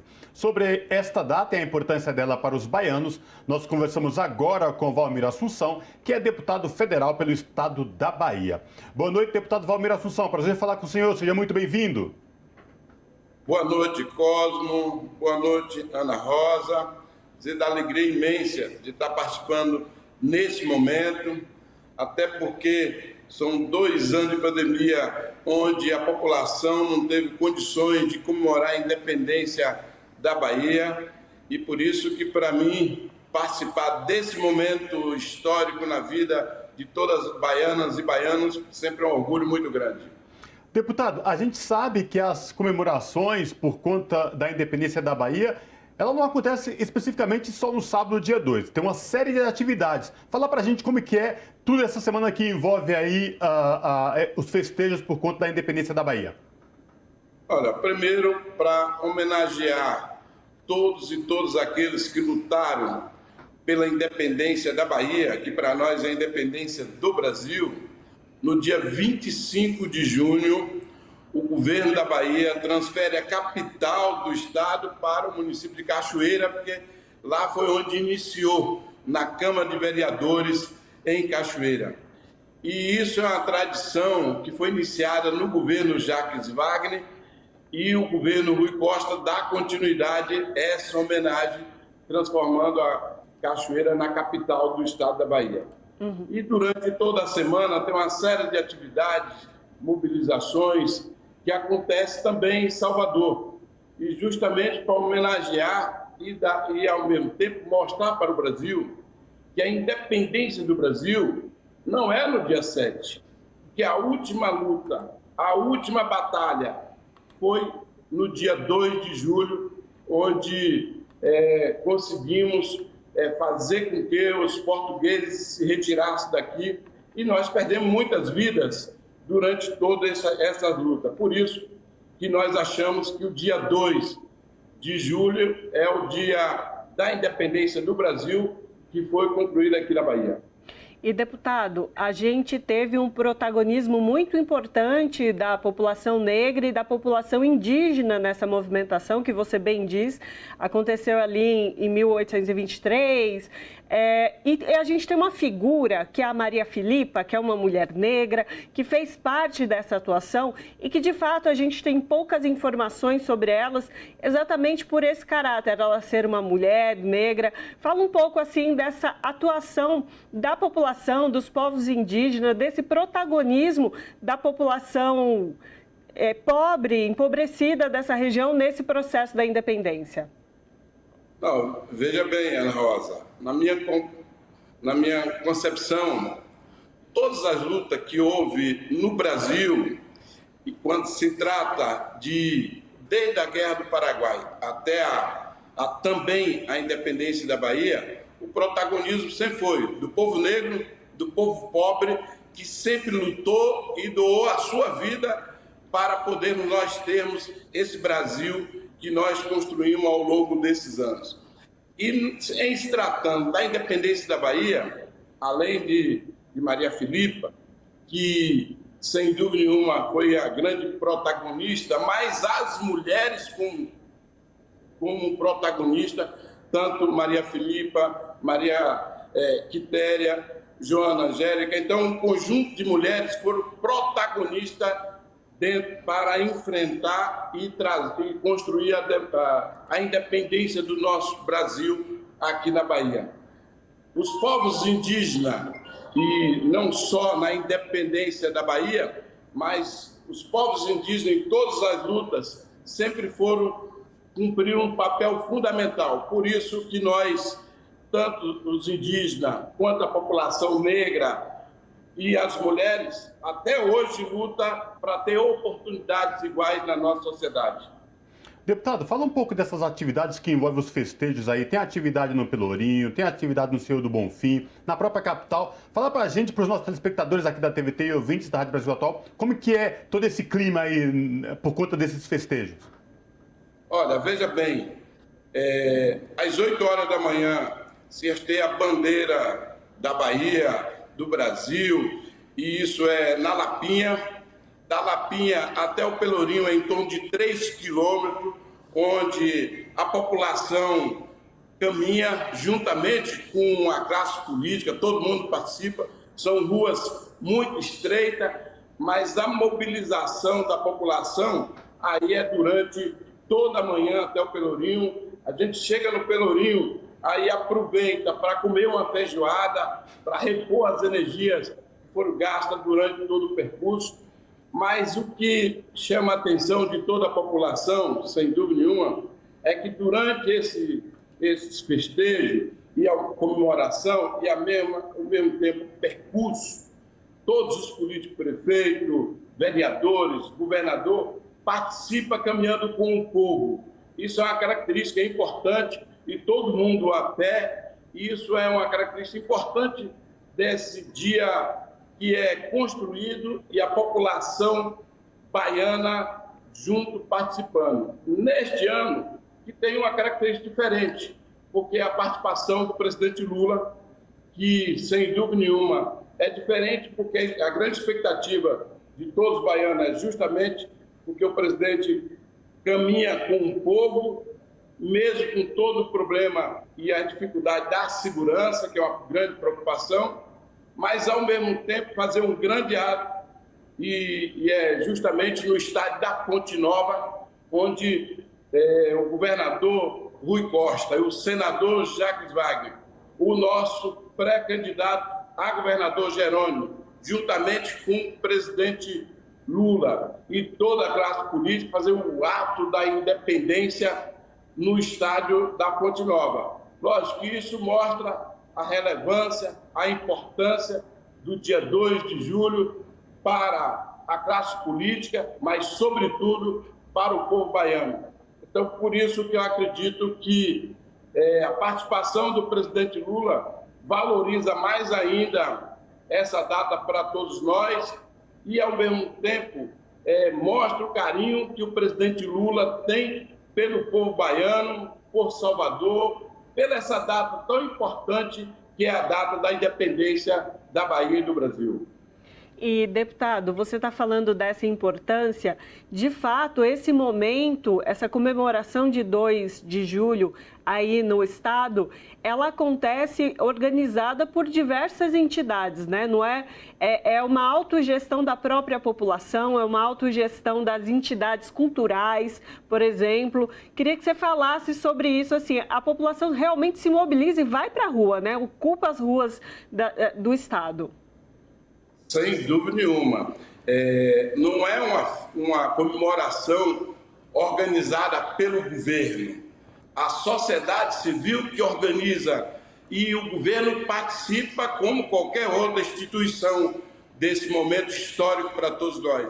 Essa é uma característica dos 2 de julho, que para nós é muito importante, porque isso permite cada um e cada uma se tornar protagonista daquilo que quer construir nas ruas, nas casas, enfeita as casas, em todo o percurso. Sem dúvida nenhuma, é uma característica da autogestão, justamente dessa festa maravilhosa da independência do Brasil que acontece na Bahia. A grande expectativa de todos os baianos é justamente para poder chegar um dia e a gente poder convencer o povo brasileiro que a independência não é no dia 7 de setembro. A independência é no dia 2 de julho e passar a ser uma data nacional. Essa é a grande expectativa e eu acredito que um dia nós vamos conseguir fazer isso, porque acredito que quando a gente vai explicando e contando a história, as pessoas vão compreendendo a importância do 2 de julho, a importância do envolvimento de toda a sociedade. A independência do Brasil só foi possível justamente porque as pessoas aqui na Bahia foram protagonistas para enfrentar e guerrilhar e, ao mesmo tempo, doar sua vida para poder isso pudesse acontecer. Ou seja, a sociedade civil organizada, participando, construindo, que é um momento de celebração da grande vitória da independência do nosso Estado e do nosso país. Deputado, o senhor falou em expectativa, eu imagino que a expectativa do povo baiano, com a presença do ex-presidente Lula aí, foi muito grande, até porque ele é muito querido não só na Bahia, como em todo o Nordeste, né, deputado? Sem dúvida. Aqui na Bahia, Lula tem em torno de 70% nas pesquisas, e isso mostra justamente a força do Lula na Bahia. Eu sei que nessa eleição nós vamos dar para Lula a maior frente da história de um candidato a presidente da República no nosso Estado. Nós vamos fazer isso, graças, sem dúvida nenhuma, ao trabalho pioneiro de Jacques Wagner, do melhor governador do Brasil, que é Rui Costa. E nós temos um pré-candidato a governador, que é um homem simples, do interior, professor e, ao mesmo tempo, filho de vaqueiro e uma costureira. E, por outro lado, nós da Bahia não vamos perder a oportunidade como o Brasil perdeu. O Brasil perdeu a oportunidade de ter um professor presidente do Brasil, que foi Haddad.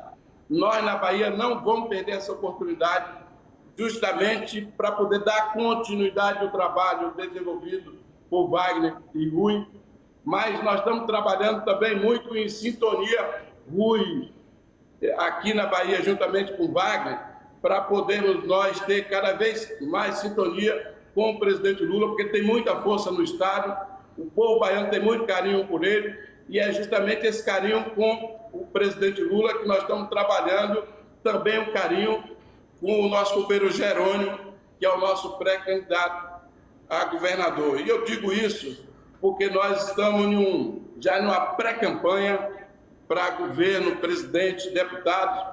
Eu mesmo que sou deputado federal dos movimentos sociais, e nós temos trabalhado muito para poder ser essa voz dos movimentos sociais, mas ao mesmo tempo fortalecendo esse projeto político. Nós estamos dizendo que a nossa Bahia tem lado, e o nosso lado é ao lado do presidente Lula, o nosso lado é ao lado do povo, e Jerônimo tem construído esse projeto muito em sintonia com o nosso companheiro presidente Lula. Lógico que nós temos aqui também um senador que é Otto, que é uma grande liderança nacional, e nós vamos estar juntos, Jerônimo, Otto e Geraldinho, que é o nosso vice, junto com o presidente Lula, para poder nós resgatar a esperança nacional, mas, ao mesmo tempo, dar continuidade ao projeto aqui na Bahia, que vem transformando a vida das pessoas, cuidando de gente, cuidando do nosso Estado, e nós aprendemos isso com o presidente Lula. Uhum. Já que, deputado, você está falando em eleição, o presidente Bolsonaro, que também é pré-candidato à presidência da República, aí seria o seu, né, essa reeleição no caso dele, ele também está na Bahia nesse período, e a Bahia que está na região Nordeste que tem a maior rejeição ao governo Bolsonaro. Você acredita que a ida dele para a Bahia, nesses festejos também de 2 de julho, pode fazer alguma diferença nessa rejeição? Ou, de fato, a população já está fincada na sua posição para essa eleição federal? Eu acredito que vai aumentar a rejeição dele, porque durante todo esse período, Bolsonaro é responsável por nós termos no Brasil 15 milhões de desempregados.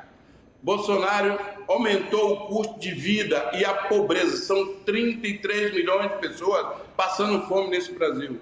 Bolsonaro criou a fila do osso e a fila da pele de galinha.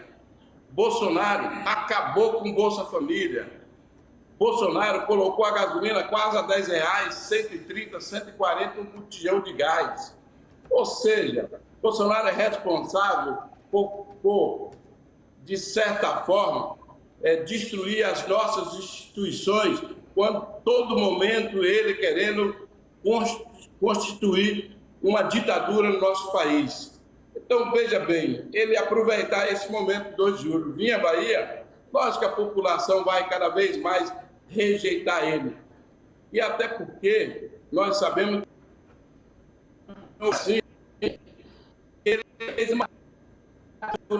Agora apresentou um projeto, um pacote. Olha, pacote no Congresso Nacional era nos anos 80, que apresentava-se pacote. Agora apresentou um pacote para poder enganar o povo brasileiro através de um auxílio emergencial. Olha, o governo deveria estar preocupado em gerar emprego, política social, desenvolvimento, investir na agricultura familiar, na cultura e, ao mesmo tempo, fazer uma reforma tributária para os ricos pagar imposto e baratear a vida das pessoas. Era isso que devia fazer. Não faz. Então, lógico, a Bahia aqui tem lado, a Bahia tem uma posição política e ao lado do presidente Lula, e a vinda do presidente aqui vai aumentar a rejeição ao presidente Bolsonaro, que, sem dúvida nenhuma, no dia 2 de outubro, o povo sabe o que fazer. Até porque os deputados não tiveram coragem de fazer o impeachment do presidente Bolsonaro, o povo vai fazer no dia 2 de outubro. Tá certo, então falamos com Valmir Assunção, que é deputado federal pela Bahia, pelo PT. Muito obrigado, deputado, pela sua participação. Eu que agradeço essa oportunidade, mas quero afirmar que nós vamos trabalhar muito para podermos nós construirmos um projeto em sintonia com o povo brasileiro, um projeto que crie oportunidade para o nosso povo, para a nossa gente. E esse projeto, liderado pelo presidente Lula, e aqui com o nosso companheiro Jerônimo, Otto e Geraldo, e eu vou trabalhar muito para poder fazer parte desse projeto lá em Brasília, porque eu acredito que nós temos que ter em Brasília deputados e deputadas que defendem o povo, que defendem o projeto liderado pelo presidente Lula. Muito obrigado pela oportunidade. Abraço. Abraço. E a gente vai para o intervalo e volta já já.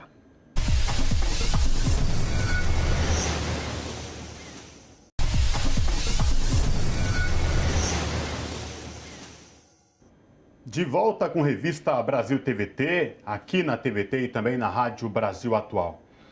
Esta semana, o Brasil ficou estarrecido com as denúncias de assédio sexual envolvendo Pedro Guimarães, pessoa muito próxima do presidente Jair Bolsonaro e agora ex-presidente da Caixa Econômica Federal. As denúncias de assédio sexual foram feitas por vítimas que relataram toques em partes íntimas sem consentimento por parte de Guimarães, além de falas, abordagens e convites inconvenientes e desrespeitosos. Sobre essa questão, nós conversamos agora com Raquel Weber, que é diretora de Políticas Sociais da FENAI, a Federação Nacional das Associações do Pessoal da Caixa Econômica Federal. Boa noite, Raquel Weber. Seja muito bem-vinda. Prazer falar contigo. Boa noite. Prazer é meu. Raquel, esta semana o Brasil ficou em choque, estarrecido com essas denúncias de assédio sexual, porque a gente ouve muitas questões de relato de mulheres sendo vítimas de assédio sexual, de violência, mas o que chocou mais ainda é que veio de onde jamais poderia acontecer, de um presidente do maior banco estatal do Brasil. Como é que vocês, funcionários da Caixa, estão reagindo a tudo isso, Raquel? Realmente, esse aspecto de vir cara que tem esse cargo, né, tão importante, indicado pelo presidente da República, nos deixa, assim, ainda mais irritados. É claro que a gente, como sindicalistas e representantes, a gente sempre, na nossa história, a gente passa, né, convivendo com denúncias de assédio moral, sexual, mas nunca a gente tinha visto isso acontecer assim na alta cúpula do banco, e com certeza isso nos deixa muito indignados, e também o sentimento de alívio, assim, de muita alegria por essas mulheres terem tido a coragem de denunciar finalmente, né, esse assunto todo ter vindo à tona. Raquel, na verdade, houve a primeira denúncia e logo após isso se sucederam diversas outras denúncias, né? Inclusive saiu agora recentemente, na quinta para sexta-feira, um áudio dele falando assim de forma bastante ostensiva, bastante bruta, com palavras de baixo calão, demonstrando ali uma postura até de assédio moral também. Saíram também ações, denúncias sobre assédio moral nesse sentido. E tudo isso, assim, como a FENAI tem corroborado com as vítimas, como tem sido essa relação de vocês com essas pessoas que estão denunciando, como você bem disse, tiveram coragem e o caso vai se multiplicando, né? Não é um caso isolado, não foi apenas uma vítima, né? Foram diversas as vítimas.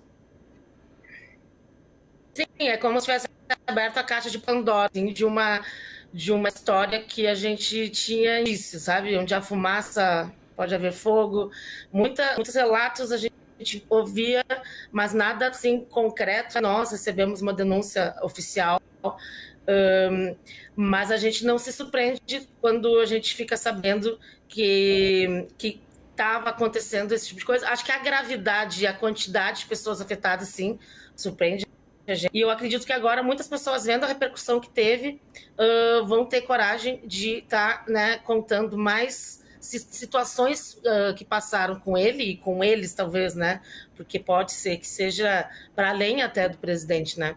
E a nossa preocupação é duas, assim, principalmente acolher, né, as vítimas que fizeram a denúncia, proteger, buscar um mecanismo onde elas não passam por nenhuma perseguição, não sejam prejudicadas de nenhuma forma, e tenha também toda a assistência jurídica, psicológica, né? Então isso, todas as entidades representativas estão abertas, e a FENAI com certeza para receber tudo o que for necessário para acolher essas vítimas que denunciaram. E também uma preocupação muito grande para que a gente não misture a história da Caixa com essa história, com essa situação, porque a Caixa tem aí 161 anos, né? E tivemos muitas vezes ótimas gestões buscando realmente, né, desenvolver e trabalhar em prol do papel da Caixa, né, que é alimentar a sociedade de subsídios e mecanismos de desenvolvimento. Então essa história a gente busca agora também separar da história da Caixa, mostrar que é uma gestão específica que permitiu com que isso acontecesse e que não é a empresa inteira, né, cuidando para que essa história triste não manche, né, a história da empresa inteira. Mas o principal é o acolhimento mesmo hoje das vítimas, né, e quantas mais vão surgindo, porque as pessoas vão se encorajando e a gente vê a cada momento surgindo novos relatos. Agora, Raquel, tem dados da Controladoria Geral da União, da CGU, que mostram que o número de denúncias de assédio sexual dispara desde o primeiro dia do governo Bolsonaro. E neste caso especificamente, envolvendo uma pessoa muito próxima do presidente, o presidente da Caixa Econômica Federal, o maior banco estatal do Brasil especificamente, você não vê um posicionamento efetivo por conta do presidente da República mediante essas denúncias graves que têm que ser apuradas, a extremidade que são, da forma como são feitas, meio que tratando com naturalidade tudo o que vem acontecendo, né? Vocês estão em cima disso, como é que está essa questão? Como que a FENAI vai agir no sentido de procurar Ministério Público Federal, Ministério Público de Brasília, enfim, a questão de ouvir tudo isso e ter esses canais de denúncias, Raquel? Sim, a gente está percebendo que não há nenhuma movimentação, né, do presidente da República e de nenhuma representação das pessoas que foram responsáveis pela nomeação dele, inclusive. Mas, de nossa parte, a gente está buscando, primeiro, que realmente essas investigações sejam feitas de forma mais séria e mais célere possível, para que não apenas seja afastado do cargo, mas que sim tenha julgamento e consequência, né, a partir daquilo que for comprovado. E a gente está conversando com parlamentares também que têm tido uma postura sempre de buscar essas informações e ver de que forma a gente consegue fazer com que essas denúncias sejam levadas a sério, que esse momento não passe e simplesmente a gente siga o baile como se nada tivesse acontecido. Nós temos também a nossa representante no Conselho de Administração, né, que foi eleita pelos empregados, a Rita Serrano. Ela também já tem medidas, né, dentro do nosso Conselho de Administração, e a FENAI já está também vendo medidas para que a gente consiga fazer com que haja substituição do presidente, ok, mas que essa nova gestão tenha toda uma segurança para que casos assim, quando ocorram, eles tenham caminhos fáceis para denunciar e para serem descobertos e para serem mapeados e julgados, né? Que então, a partir disso, a gente consiga ter mecanismos muito mais ágeis para coibir qualquer tipo de assédio, né, sexual e moral, que a gente melhore bastante a relação em relação a esses temas dentro da Caixa Federal, né? Uhum. E, Raquel, no dia que saiu a denúncia no Portal Metrópolis, houve um evento do Ano Safra e que o agora ex-presidente participou. Ele fez questão de levar a família, levar a esposa e falar que a vida dele é pautada pela ética, né? No seu discurso ali, falando de outros assuntos, trouxe à tona uma questão da vida particular dele, tentando ali, digamos, tentar minimizar ou desqualificar essas denúncias. Algo que acontece sempre quando uma pessoa é colocada nessa situação, a primeira coisa que ela tenta fazer é desqualificar a fala dessas pessoas que denunciam, inclusive, nesse caso, mulheres, né? E há indícios, mas não há provas, de que ele foi demitido também do Banco Santander, que ele era trabalhador anteriormente, fazia parte do conglomerado ali, e que também tinha relação com assédio moral, com assédio sexual, nada comprovado, mas há indícios, há relatos disso. Que tipo de ética e moral é essa do Pedro Guimarães? É uma ótima pergunta. A gente fica até entendendo como que se encaixa no cenário em que digamos assim, aceito, né? Por onde que vem essa indicação e da onde que surgiu esse nome, né? Porque é muito parecido com muitas coisas que a gente ouve falar do atual governo do Brasil, né? Mesmo nesse dia que a gente estava discutindo a questão do Pedro Guimarães, a gente via que os jornais estavam relatando situações do Pedro Guimarães, situações do próprio presidente da República em relação a descaso e assim, na questão de gênero e tal. Então a gente está sabendo que, infelizmente, são condutas que combinam com esse cenário que a gente está vivendo, e a gente só quer superar isso, passar isso o mais rápido possível. É indignante, até sobre como dói ver o que ele fez naquele dia, né? Saiu a notícia, ficou muito claro para todo mundo, todos os jornais comentando, era trend topic no Twitter, e no dia seguinte o cara acorda e vai para um palco e chama colegas da Caixa para estar lá, e as pessoas ele ainda era o presidente, as pessoas são obrigadas a obedecerem, e foram assistir esse cara, né, de uma forma indigna mesmo, subir no palco, levar a esposa dele, expor, inclusive a esposa dele, uma situação dessas, dizendo que ele é pautado pela ética, e os colegas tendo que estar ali e aplaudindo, porque ainda tem uma relação de hierarquia. Enquanto ele tivesse naquele cargo, teria o presidente da República não ter tomado a iniciativa de ter demitido, né, de forma firme, não, ficou esperando, negociando, até ver como que eles iam fazer para sair da melhor maneira possível desse escândalo, né, afrontoso, e aí esperar a carta de demissão dele, cheia de justificativas, né, que óbvio que ninguém vai cair naquele papo dele, mas sim, foi muito ruim de ver, saber que mulheres, colegas nossas, que estão tão indignadas, mas muitas sofrendo assim de forma silenciosa, né, muitas mulheres que não fizeram a denúncia, mas que passaram todo esse período na convivência, né, aviltadas, se sentindo coagidas, tendo ainda que ir nesse episódio patético que foi ele ainda subir no palco no dia em que ele foi, no final do dia, pedir a tal demissão, né? Então, foi realmente um episódio horroroso. A gente estava fazendo um ato ali também na frente da Caixa, nesse mesmo dia, então a gente conseguiu conversar com as nossas colegas que estão ali dentro do prédio da Matriz 1, onde é o andar que fica a presidência, e passar a nossa voz de solidariedade, de apoio, de acolhimento, e isso pelo menos foi algo que nos deixou assim, acalentou um pouco essa situação, esse boche que foi ele subir nesse palco, porque a gente teve esse contato, né, de mostrar que nenhuma mulher está sozinha nesse banco e que a gente tem muitas entidades representativas e órgãos, né, que vão estar, com certeza, se precavendo para que nada de ruim aconteça com essas mulheres que tiveram essa coragem e essa força de, através, né, da sua denúncia, derrubar um presidente de um banco tão grande, né, indicado pelo presidente da República. Raquel, nos áudios divulgados pelo portal Metrópole, e depois vem se sucedendo novas informações de denúncias, a gente, em respeito às vítimas, a gente não vai citar aquilo porque é muito ultrajante e é uma forma de violentar mais ainda essas mulheres que foram vítimas desse assédio do Pedro Guimarães, e aí, se confirmado, tem que ser... não tem outra explicação, é cadeia, porque é ultrajante, não dá como homem perceber, ouvir isso, a forma como lida com a mulher, como objeto, e fazer o sentimento de posse, que faz o que quer, a hora que bem quer. E como você bem falou, a coragem dessas mulheres é algo que tem que ser aplaudido sempre. A minha pergunta: como é que os canais de denúncia para os trabalhadores da Caixa, você é representante dos trabalhadores da Caixa, da FENAI, podem ser fortalecidos ainda mais para que mulheres como essas que foram vítimas possam se encorajar mais ainda e não passar por esse tipo de constrangimento, de violência?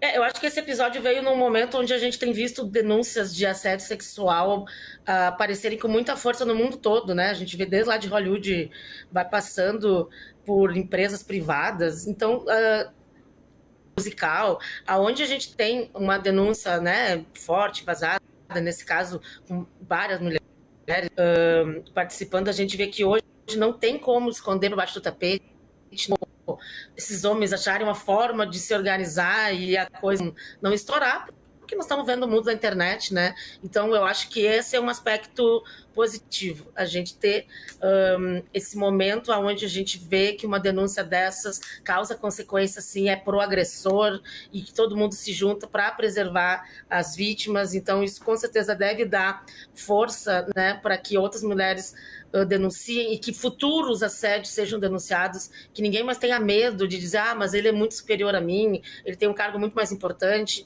e a gente vai ficar quieto, sofrendo em silêncio. Eu acho que não dá mais isso em 2022. Nós estamos num momento onde as mulheres estão com muita força nesse sentido, conquistaram espaços que não vão voltar atrás, não vão permitir que volte atrás. Então, acho que esse episódio ele mostra que as mulheres estão preparadas para buscar seus direitos e que em próximos episódios, não só na Caixa, né?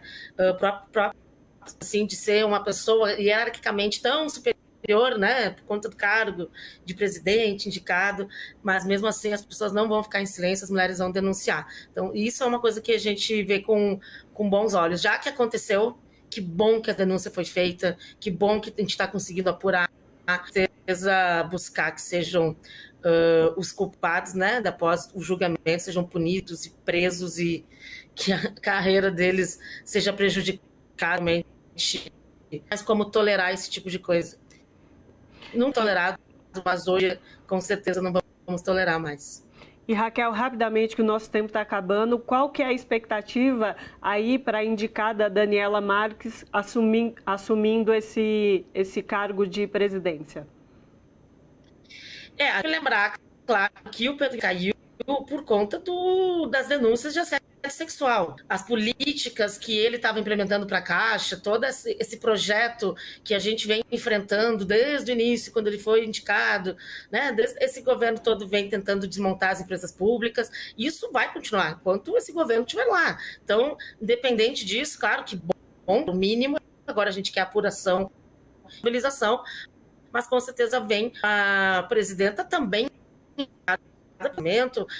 braço direito do Guedes, alguma coisa assim, e que pode vir também trazendo as políticas, né, de privatização, e eles têm algum tempo ainda para tentar fazer isso andar para frente. Então, a gente vai receber, óbvio, né, e conversar com a presidenta e já mostrar o quanto, né, qualquer iniciativa que venha dentro da Caixa, esvaziamento do seu papel social, privatização das diversas formas que se tem, nós vamos continuar sendo contra, nós vamos mobilizar os colegas para ser contra, e a gente vai continuar atento, porque não é que mudou o projeto agora para dentro da Caixa porque o Pedro Guimarães saiu, né?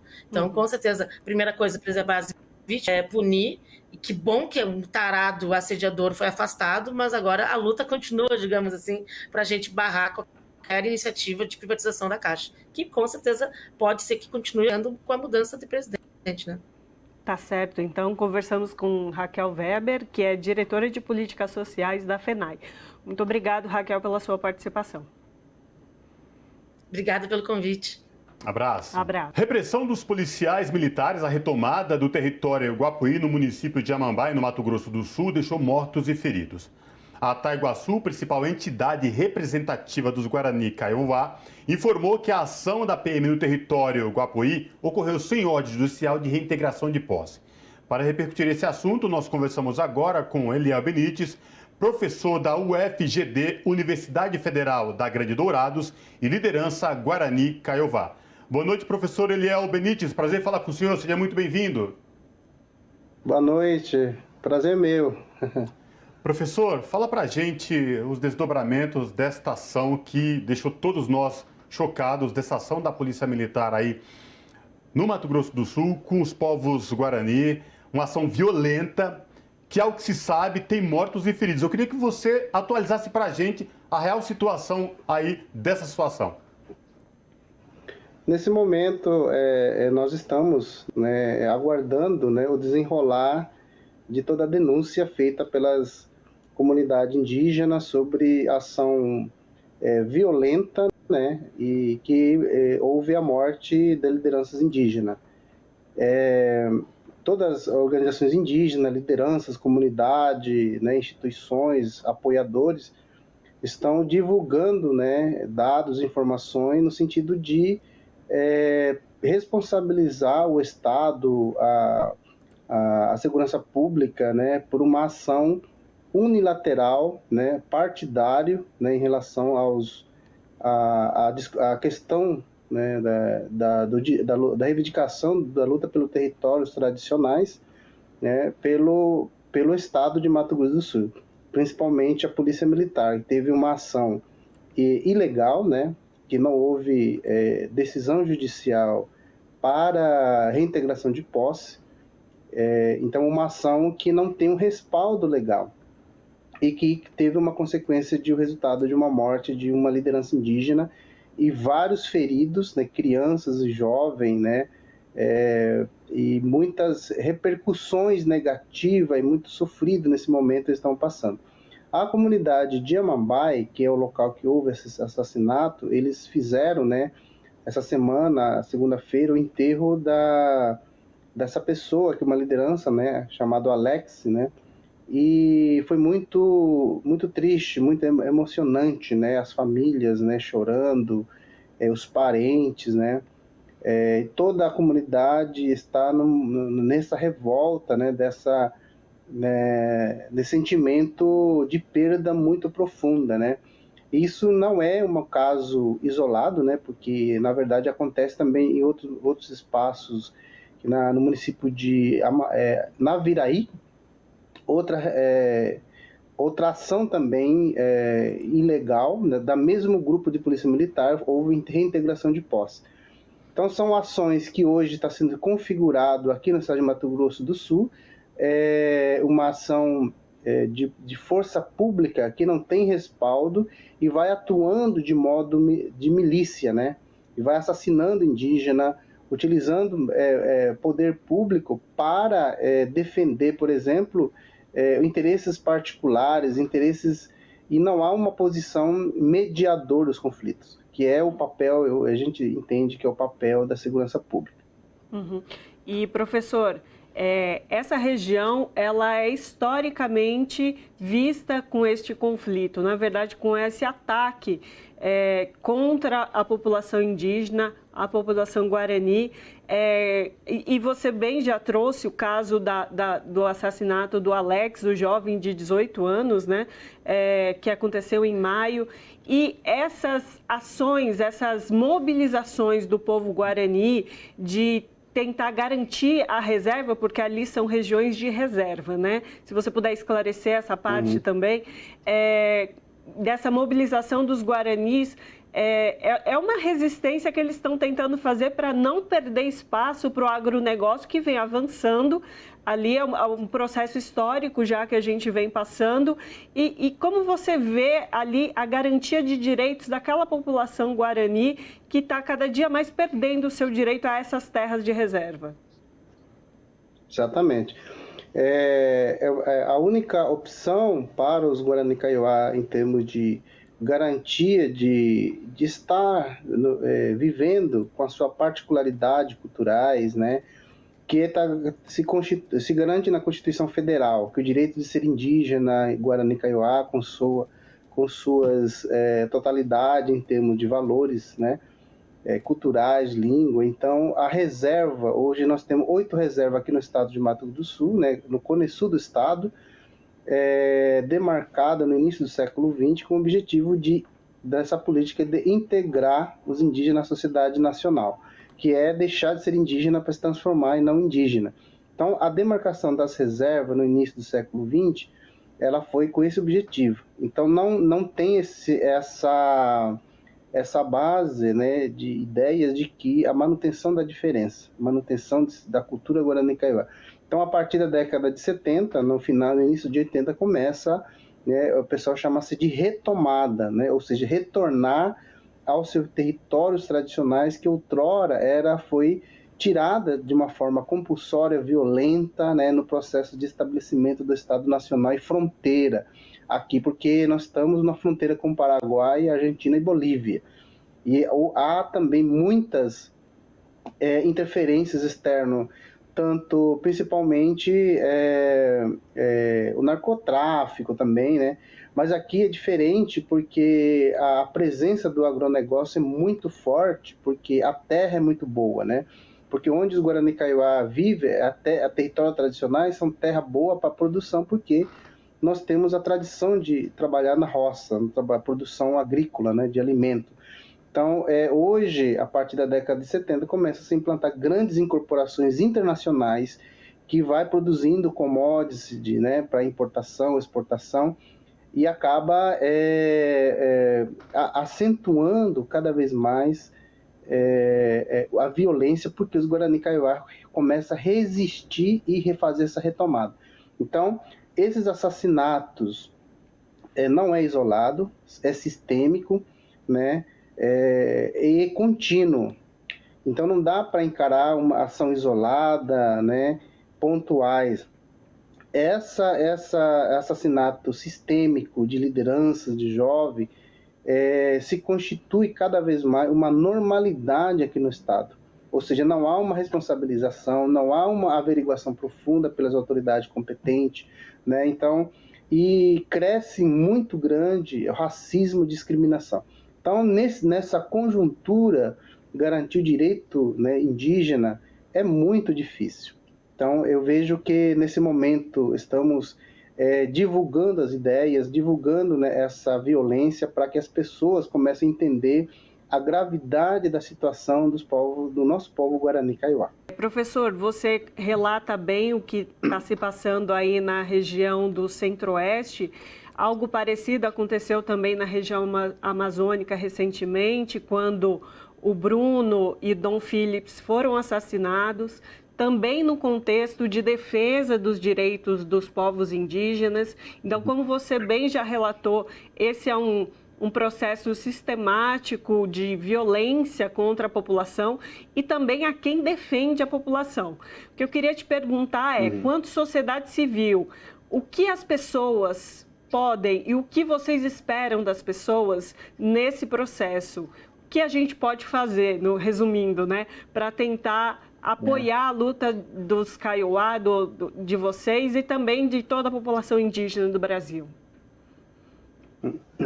A questão indígena, a nível de Brasil, está atualmente numa situação muito difícil.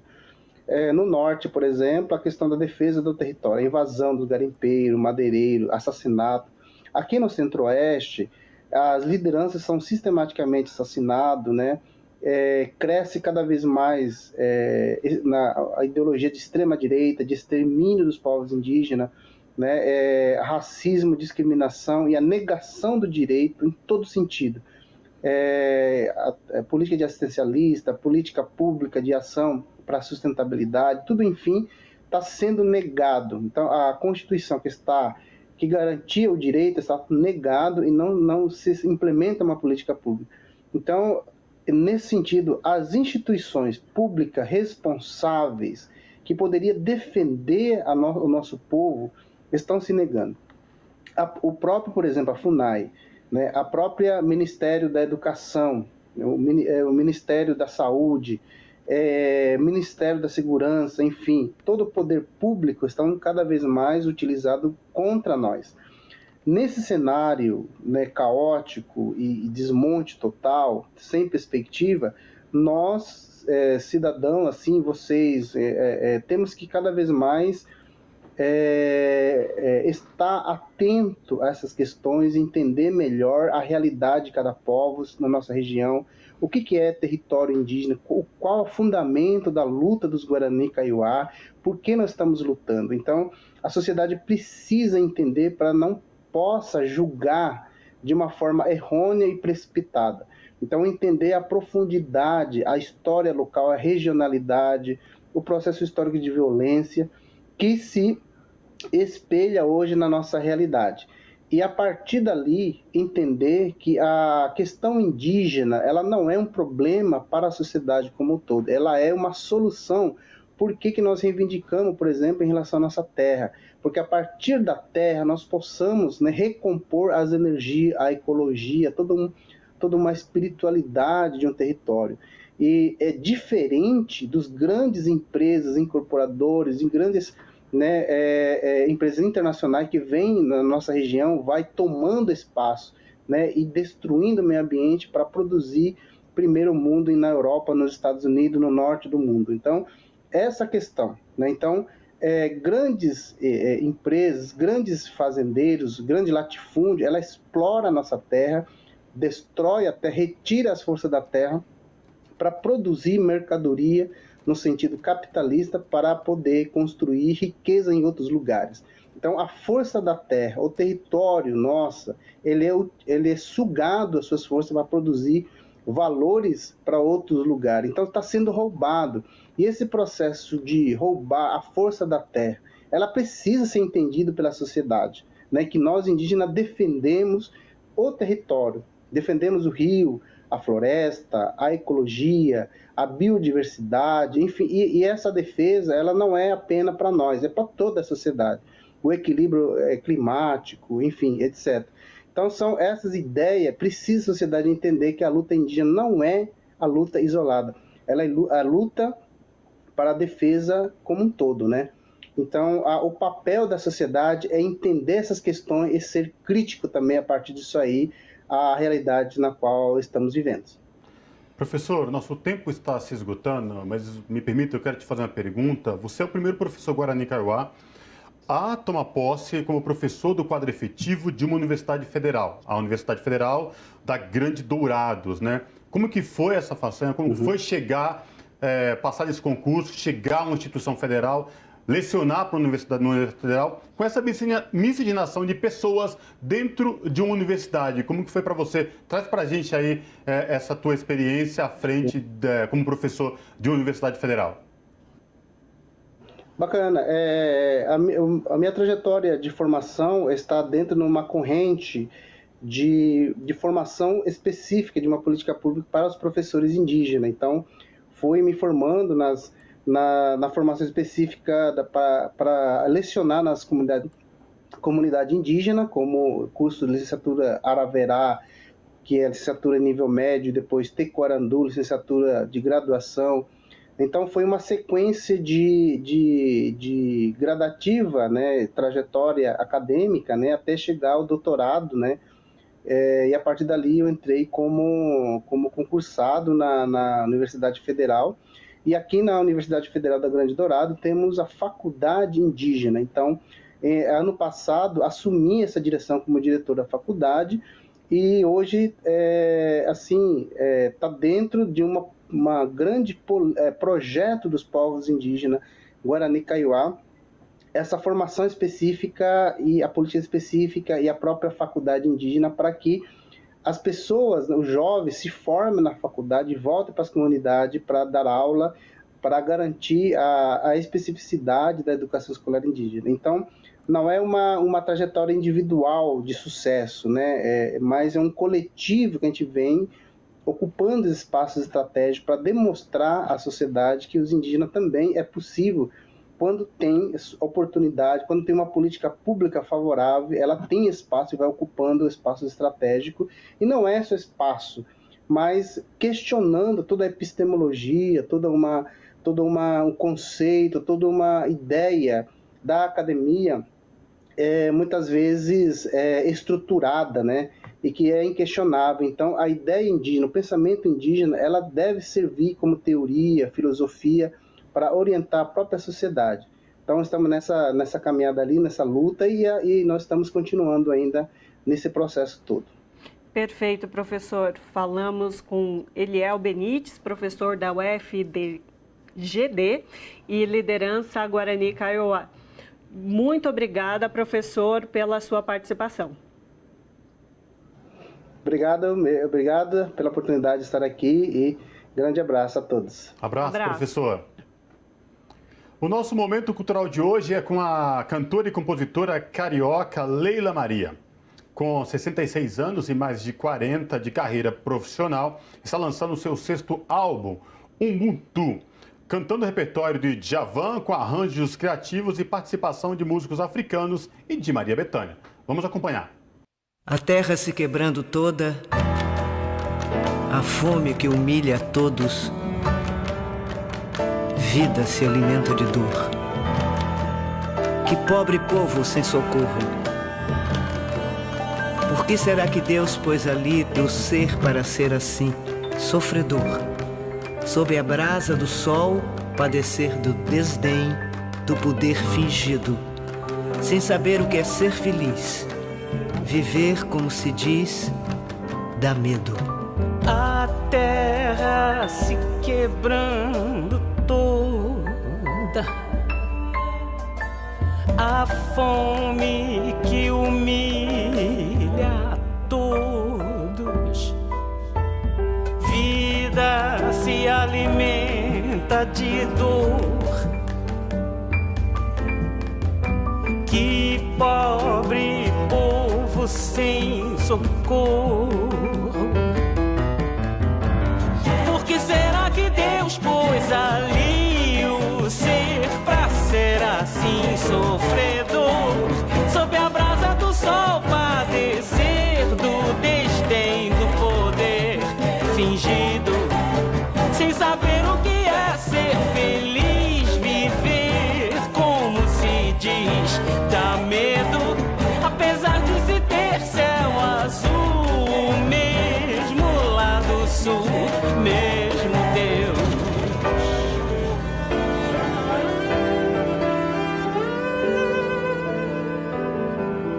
A terra se quebrando toda, a fome que humilha a todos, vida se alimenta de dor. Que pobre povo sem socorro. Por que será que Deus pôs ali o ser pra ser assim sofredor? Sob a brasa do sol padecer do desdém, do poder fingido, sem saber o que é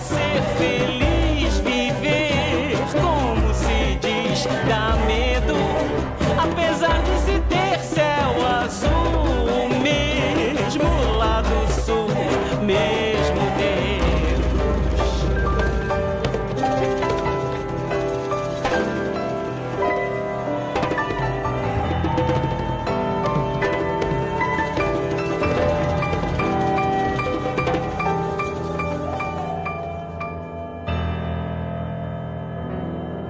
Apesar de se ter céu azul, o mesmo lado sul, mesmo Deus.